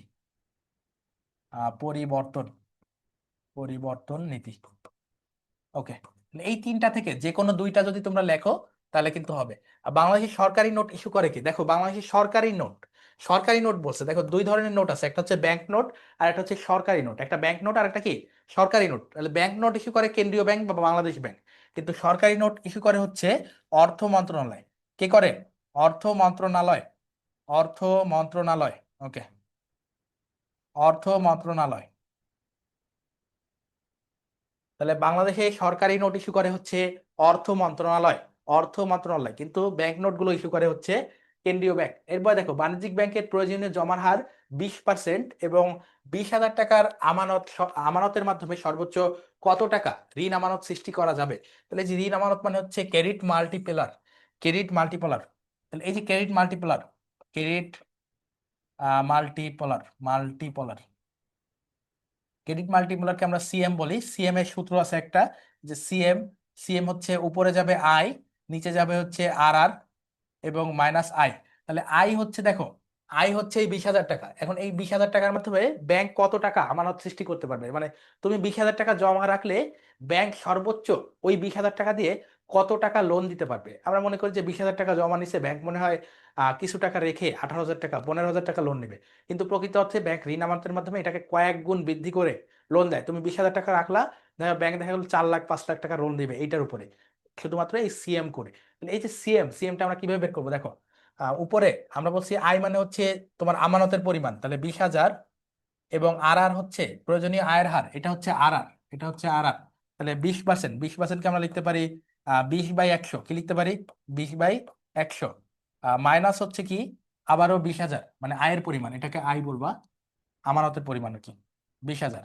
তাহলে দেখো এটাকে ক্যালকুলেশন করলে কি হয়, আমি যদি এই পাশটাতে করি, এইখানে যদি করি, তাহলে দেখো 20,000, 20,000 যেহেতু ভগ্নাংশ আছে, তো উল্টায় গুণ হবে, উল্টায় গুণ হলে কত হয়, উপরে হয় 100, নিচে হয় 20, মাইনাস 20,000।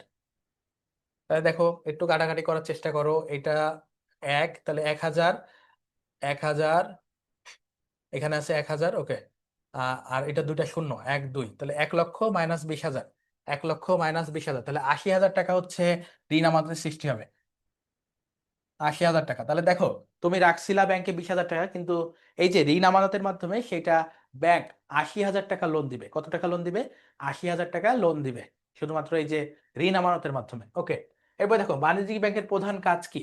বাণিজ্যিক ব্যাংকের প্রধান কাজ হচ্ছে অর্থ সংগ্রহ ও ঋণ দান। আমানত সংগ্রহ ও ঋণ দান, কি লিখবা, আমানত সংগ্রহ, আমানত সংগ্রহ ও ঋণ দান, ও ঋণ প্রদান বা ঋণ দান। ওকে, তাহলে বাণিজ্যিক ব্যাংকের প্রধান কাজ হচ্ছে আমানত সংগ্রহ করা এবং সেই আমানতের অর্থ দিয়ে ঋণ প্রদান করা। এরপর দেখো সিআরআর এর পূর্ণরূপ কি, সিআরআর এর পূর্ণরূপ কি, cash reserve, cash reserve, cash reserve ratio, cash reserve ratio. Okay, এবার দেখো স্থায়ী আমানতের ক্ষেত্রে ব্যাংক থেকে কোন রসিদ পাওয়া যায়, স্থায়ী আমানতের ক্ষেত্রে ব্যাংক থেকে কোন ধরনের রসিদ দেওয়া হয়। ব্যাংক থেকে আমরা জানি স্থায়ী আমানতকে এফডিআরও অনেকে বলে থাকে, যেটার পূর্ণরূপ লিখতে হয় আমাদেরকে, যে ফিক্স ডিপোজিট রিসিপ্ট, কি লিখবা, fix deposit receipt, fix deposit receipt. Okay, fix deposit receipt. আচ্ছা, তাহলে এফডিআর, স্থায়ী আমানতের ক্ষেত্রে ব্যাংক থেকে কোন রসিদ দেওয়া হয়, এফডিআর বা ফিক্সড ডিপোজিট রসিদ দেওয়া হয়। এটা আমি একটু ব্র্যাকেটে এফডিআর লিখে দিই, এফডিআর। ওকে, এরপর দেখো বিনিময় বিলের পক্ষসমূহের নাম লিখো। বিনিময়ের বিলের পক্ষসমূহ কয়টা, আসলে বিনিময় বিলের পক্ষসমূহ হচ্ছে তিনটা, আদেষ্টা, আদিষ্ট আর প্রাপক। বিনিময় বিলের পক্ষ কয়টা, বিনিময় বিলের পক্ষ হচ্ছে তিনটি। কয়টি, তিনটি, যথা, যথা আদেষ্টা, যথা হচ্ছে আদেষ্টা, আদিষ্ট এবং হচ্ছে প্রাপক। আদেষ্টা, আদিষ্ট এবং কি প্রাপক। তাহলে বিনিময় বিলের পক্ষ হচ্ছে তিনটা, আদেষ্টা, আদিষ্ট এবং কি প্রাপক। এরপর দেখো অগ্রিম চেক কি, অগ্রিম চেক কি। তাহলে যখন আমরা চেক প্রদান করি, কিন্তু চেকে বর্তমান তারিখের তারিখ না লিখে বরং ভবিষ্যতের কোনো একটা তারিখ লিখে দিই, সেটিকে আমরা মূলত অগ্রিম চেক বা অ্যাডভান্স চেকও বলতে পারি। তাহলে এই যে অগ্রিম চেক মানে লিখবা ভবিষ্যৎ তারিখের চেক। খুব সংক্ষেপে লেখার চেষ্টা করবা, এর কারণ তোমাদের ভর্তি পরীক্ষা লিখিত টাইমের দিকেও তোমাদেরকে সতর্ক থাকতে হবে। তুমি কত প্রিসাইজলি বা কত শর্ট টাইমে কতটুকু অ্যান্সার করতে পারছো, এটা তোমার বিবেচ্য বিষয়। কিন্তু তুমি যদি এখানে একটা বড় লাইন লেখো, তোমার তো টাইম চলে যাবে। তার চেয়ে তুমি লিখতে পারো অগ্রিম চেকে কি লিখবা, ভবিষ্যতের তারিখের চেক, ভবিষ্যৎ তারিখের চেক বা ভবিষ্যতের তারিখের চেক। ওকে, ভবিষ্যৎ তারিখের চেক, এইটুকু লিখলেই তোমার অ্যান্সার কারেক্ট হয়ে যাবে। এরপর দেখো আমদানিকৃত পণ্যের জামানতের বিপরীতে প্রদত্ত ঋণের নাম কি। তাহলে যখন আমরা আমদানিকৃত পণ্য, আমরা যখন কোনো কিছু ইম্পোর্ট করি বা কোনো ব্যবসায় প্রতিষ্ঠান যখন কোনো কিছু ইম্পোর্ট করে, তখন সেটা ওয়্যার হাউসে থাকে, কোন ওয়্যার হাউসে, বন্ডেড ওয়্যার হাউস, যেটা আমাদের পোর্টগুলোতে থাকে। তো এই বন্ডেড ওয়্যার হাউসে এই বন্ডেড ওয়্যার হাউসে মাল থাকা সাপেক্ষে বা পণ্য থাকা সাপেক্ষে ব্যাংক থেকে লোন নেওয়া যায়, যেটাকে আমরা, সেটার নাম তোমাদেরকে জানতে চেয়েছে। তো সেটার নাম হচ্ছে লিম, LIM। সেটাকে কি বলা হয়? LIM, Lim. যে সেটার নাম কি? লিম। সেটার নাম হচ্ছে লিম। তাহলে এটার যদি পূর্ণরূপটাও লিখে দিতে পারো সেটা আরো বেটার হয়। সেটাকে আমরা লিখবো loan, loan against, loan against imported merchandise. তাহলে লোন হচ্ছে এল এর লোন, আর এগেইনস্টটা হচ্ছে এক্সট্রা আসবে, এবং হচ্ছে আইতে বোঝায় ইম্পোর্টেড। আইতে কি বোঝায়? Imported, imported. R M A হচ্ছে মার্চেন্ডাইজ, এম এ কি? মার্চেন্ডাইজ। ওকে। তাহলে আমদানিকৃত পণ্যের জামানতের বিপরীতে প্রদত্ত ঋণ হচ্ছে LIM বা লিম, বা হচ্ছে লোন এগেইনস্ট ইম্পোর্টেড মার্চেন্ডাইজ। এরপর দেখো ফ্যাক্টরিং কি? ফ্যাক্টরিং কি? তাহলে ফ্যাক্টরিং এর আরেকটা বাংলা হচ্ছে বাট্টাকরণ। আমরা যখন কোনো প্রাপ্য বিল আমাদের কাছে থাকে, সেক্ষেত্রে আমাদের তো নগদ অর্থ থাকে না, কিন্তু নগদ অর্থের প্রয়োজন হতে পারে। সেক্ষেত্রে আমাদের কি নগদ অর্থের প্রয়োজন হতে পারে। তো এই প্রাপ্য বিলকে আমরা মেয়াদ পূর্তির পূর্বেই যদি ব্যাংকের কাছ থেকে কিছু টাকা ডিসকাউন্টে বাট্টা করে নিয়ে আসি, সেটাকে আমরা ফ্যাক্টরিং বলতে পারি। এখন তোমাকে শর্টে লিখতে হবে এই কথাটাই। তাহলে ফ্যাক্টরিং কি? ফ্যাক্টরিং হচ্ছে প্রাপ্য বিলের বাট্টাকরণ। তাহলে তোমরা লিখতে পারো, আরেকটু লিখলে সুন্দর হয়, যে তৃতীয় পক্ষের নিকট, তৃতীয় পক্ষের নিকট প্রাপ্য বিলের বাট্টাকরণ, তৃতীয় পক্ষের নিকট প্রাপ্য বিলের বাট্টাকরণ, প্রাপ্য বিলের বাট্টাকরণ, প্রাপ্য বিলের বাট্টাকরণ। ওকে। প্রাপ্য বিলের বাট্টাকরণকে আমরা ফ্যাক্টরিং বা বাট্টাকরণ বলতে পারি, বাট্টাকরণ। এরপর দেখো MICR এর পূর্ণরূপ কি? MICR হচ্ছে এক ধরনের চেক, যেটা পূর্ণরূপ হচ্ছে magnetic in character recognition. Magnetic, magnetic in character recognition, character recognition. এই ধরনের পূর্ণরূপ লেখার ক্ষেত্রে স্পেলিং গুলো ঠিক রাখতে হবে, যেন স্পেলিং এ কোনো ভুল না হয়। যে ক্যারেক্টার বানান, ম্যাগনেটিক বানান, তারপরে হচ্ছে রিকগনিশন বানান, এগুলো একটু খেয়াল রাখতে হবে। রিকগনিশন। এরপরে দেখো ক্ষতিপূরণের পর অবশিষ্ট অংশের মালিকানা বীমাকারীর নিকট হস্তান্তর হবে। এটি কোন নীতি অনুযায়ী? তাহলে দেখো, যখন আমরা বিমাতে কোনো কিছু ক্ষতিগ্রস্ত হয়, তখন যদি বীমা কোম্পানি সম্পূর্ণ ক্ষতিপূরণ দেয়, যদি বীমা কোম্পানি সম্পূর্ণ ক্ষতিপূরণ দেয়, তাহলে ওই যে স্ক্র্যাপ বা যে অংশ ক্ষতিগ্রস্ত হয়েছে, ওই অংশটুকের মালিক হবে বীমাকারী বা বীমা কোম্পানি। এটি মূলত স্থলাভিষিক্তকরণের নীতি অনুযায়ী হয়। এটি মূলত কোন নীতি অনুযায়ী হয়? স্থলাভিষিক্তকরণের নীতি অনুযায়ী হয়। স্থলাভিষিক্তকরণ, স্থলাভিষিক্তকরণ। ওকে, স্থলাভিষিক্তকরণ। ওকে। তাহলে আমরা 37 করলাম, 38-এ আসো। দেখো মৃত্যু হার বের করার সূত্র কি? দেখো এই যে মৃত্যু হার টেবিল, মৃত্যু হার টেবিল নামে একটা আছে, মোর্টালিটি টেবিল, যেটা এডমন্ড হ্যালি করছে। তো এই যে এডমন্ড হ্যালির মোর্টালিটি টেবিল অনুযায়ী আমরা কি করতে পারি? মৃত্যু হার বের করতে পারি। অর্থাৎ প্রত্যেক 1000-এ প্রতি বছর কতজন ব্যক্তির মৃত্যুর সংখ্যা, এটা আমরা মূলত বের করতে পারি এই মৃত্যু হারের মাধ্যমে। তো এক্ষেত্রে আমাদেরকে উপরে দিতে হয়, উপরে কি দিতে হয়? উপরে কি দিতে হয়? বছরে মৃত ব্যক্তি, বছরে মৃত ব্যক্তির সংখ্যা, মৃত ব্যক্তির সংখ্যা, মৃত ব্যক্তির সংখ্যা। নিচে দিতে হয় বছর শুরুতে, নিচে দিতে হয় বছরের শুরুতে, বছরের শুরুতে, বছরের শুরুতে জীবিত ব্যক্তির সংখ্যা, বছরের শুরুতে জীবিত ব্যক্তির সংখ্যা, জীবিত ব্যক্তির সংখ্যা। এটি মূলত নির্দিষ্ট এলাকা ভিত্তিতে করা হয়, এজন্য এই ধরনের সূত্র, জীবিত ব্যক্তির সংখ্যা। এরপরে দেখো, যেহেতু এটি একটি হাজার প্রতি হার, সেহেতু আমরা 1000 দিয়ে গুণ করব। কি দিয়ে গুণ করব? 1000 দিয়ে। ওকে। এবার দেখো বিমার সকল পক্ষের স্বার্থ রক্ষার্থে যে ক্ষতি সংঘটিত হয় তাকে কি বলে? তাহলে বিমার সকল পক্ষের স্বার্থ রক্ষার্থে, অর্থাৎ বীমা গ্রহীতা এবং বীমাকারী যে দুটি পক্ষ আছে, এই দুই পক্ষের স্বার্থ রক্ষার্থে যদি কোনো কিছু চার্জ বা খরচ হয়, সেটিকে আমরা কি বলবো? সেটিকে আমরা বলবো সাধারণ আংশিক ক্ষতি। সেটিকে আমরা কি বলবো? সাধারণ আংশিক ক্ষতি। কি বলা হয় এটিকে? সাধারণ আংশিক ক্ষতি, সাধারণ আংশিক ক্ষতি, সাধারণ আংশিক ক্ষতি, সাধারণ আংশিক ক্ষতি। এরপর দেখো একেবারে সর্বশেষ 40, জসিম, জসিম তার 6 লক্ষ টাকা সমমূল্যের একটি ওয়্যার হাউস গড়পড়তা বীমার অধীনে 4 লক্ষ টাকায় বীমা করে। পরবর্তীতে আগুনে পুড়ে 2,40,000 টাকার ক্ষতি হলে বীমা কোম্পানি কত টাকা পরিশোধ করবে? দেখো তার সম্পদের পরিমাণ ছিল 6 লক্ষ টাকা, কিন্তু সে বীমা করছে হচ্ছে 4 লক্ষ টাকায়, 4 লক্ষ টাকায় বীমা করছে, এবং আগুনে পুড়ে ক্ষতিগ্রস্ত পণ্যের পরিমাণ হচ্ছে 2,40,000 টাকা। এক্ষেত্রে বীমা কোম্পানি কত টাকা পরিশোধ করবে? এক্ষেত্রে বীমা কোম্পানি কত টাকা পরিশোধ করবে? তো এটা করার জন্য আমাদেরকে প্রথমে আমাদের দেখতে হবে যে ক্ষতির পরিমাণ পরিশোধ করবে, নাকি আমরা একটা ম্যাথ জানি যেটি ক্যালকুলেশন করে দেখব যে আসলে ক্ষতির পরিমাণ চেয়ে কম হয় কিনা। বীমা কোম্পানি সবসময় দুটি বিষয়ের ভিতর যেটি কম হয় সেটি প্রদান করে। তাহলে দেখো আমাদের আহ বিমাকৃত অর্থ ছিল হচ্ছে 4 লক্ষ টাকা, যেটিকে আমরা উপরে দিব 4 লক্ষ টাকা। কত টাকা? 4 লক্ষ টাকা। এবং নিচে দিব সম্পদের মোট মূল্য, যেটি রয়েছে 6 লক্ষ টাকা। কত টাকা? 6 লক্ষ টাকা। এবং আমাদের ক্ষতিগ্রস্তের ক্ষতির পরিমাণ হচ্ছে 2,40,000 টাকা। কত টাকা? 2,40,000 টাকা। তাহলে দেখো এইটাকে করার পর আমরা যদি এই শূন্যগুলো কেটে দিই, 5টা শূন্যই কাটতে পারো তোমরা, যেহেতু ক্যালকুলেটর ছাড়া করতে হবে। তাহলে উপরে থাকে 4, নিচে 6, এবং এখানে 2,40,000। 2,40,000 এটা কাটলে হয় 2/3, এবং 3কে তোমরা 24 দিয়ে কাটতে পারো, তাহলে 8। তাহলে 80,000 গুণ 2 ইকুয়াল টু 1,60,000 টাকা। তাহলে দেখো আমাদের বীমা কোম্পানির পরিশোধের পরিমাণ আসলো 1,60,000। তাহলে এই যে তোমার ক্ষতি হয়েছে 2,40,000 টাকা, আর বীমা কোম্পানি তোমাকে দিবে মূলত 1,60,000 টাকা। এখানে তোমাদের এই যে আমরা যে 1,60,000 টাকা বের করলাম, এক্ষেত্রে তোমাদের একটা বিষয় খেয়াল রাখতে হবে। যদি কখনো যদি কখনো আমরা যে ক্যালকুলেশনটা করলাম এটার পরিমাণ যদি ক্ষতির পরিমাণের চেয়ে বেড়ে যায়, সেক্ষেত্রে কিন্তু বীমা কোম্পানি দুইটার ভিতর ছোটটা দিবে। অর্থাৎ যদি আমরা এই ক্যালকুলেশনের পর যদি 1,60,000-এর পরিবর্তে যদি 2,50,000 টাকা হয়ে যেত, তাহলে কিন্তু বীমা কোম্পানি 2,40,000 টাকা প্রদান করতো। এখন দেখো এই যে 2,40,000 টাকা তোমার ক্ষতির পরিমাণ, কিন্তু আমাদের যে ক্যালকুলেশন রয়েছে এটিতে আসছে 1,60,000 টাকা। এক্ষেত্রে ছোটটি যেটি রয়েছে 1,60,000 টাকা, এটি প্রদান করবে বীমা কোম্পানি। তাহলে বীমা কোম্পানি কর্তৃক পরিশোধের পরিমাণ 1,60,000 টাকা। তাহলে বীমা কোম্পানি কর্তৃক পরিশোধের পরিমাণ হচ্ছে 1,60,000 টাকা। প্রিয় শিক্ষার্থীরা, আমরা একেবারে শেষ মুহূর্তে চলে এসেছি। আমরা আজকের ক্লাসে 60টি এমসিকিউ তোমাদের ফিনান্স, ব্যাংকিং ও বীমায় আসার মতো, এবং হচ্ছে এই প্যাটার্নে অন্তত একেবারে হুবহু না আসলেও এই প্যাটার্নে বা এই ধরনের কোথাও সংখ্যা চেঞ্জ হতে পারে, কিন্তু তোমাদের যেগুলো গাণিতিক সমস্যাগুলো করাইলাম এই ধরনের এই প্যাটার্নেই আসে মূলত। এবং যে রিটেন রিটেন 40টা করিয়েছি, এই 40টা রিটেন থেকেও তোমরা আমি আশা রাখি যে হচ্ছে তোমরা এই এই ফ্রেমওয়ার্কে প্রশ্নগুলো পাবা ইনশাল্লাহ।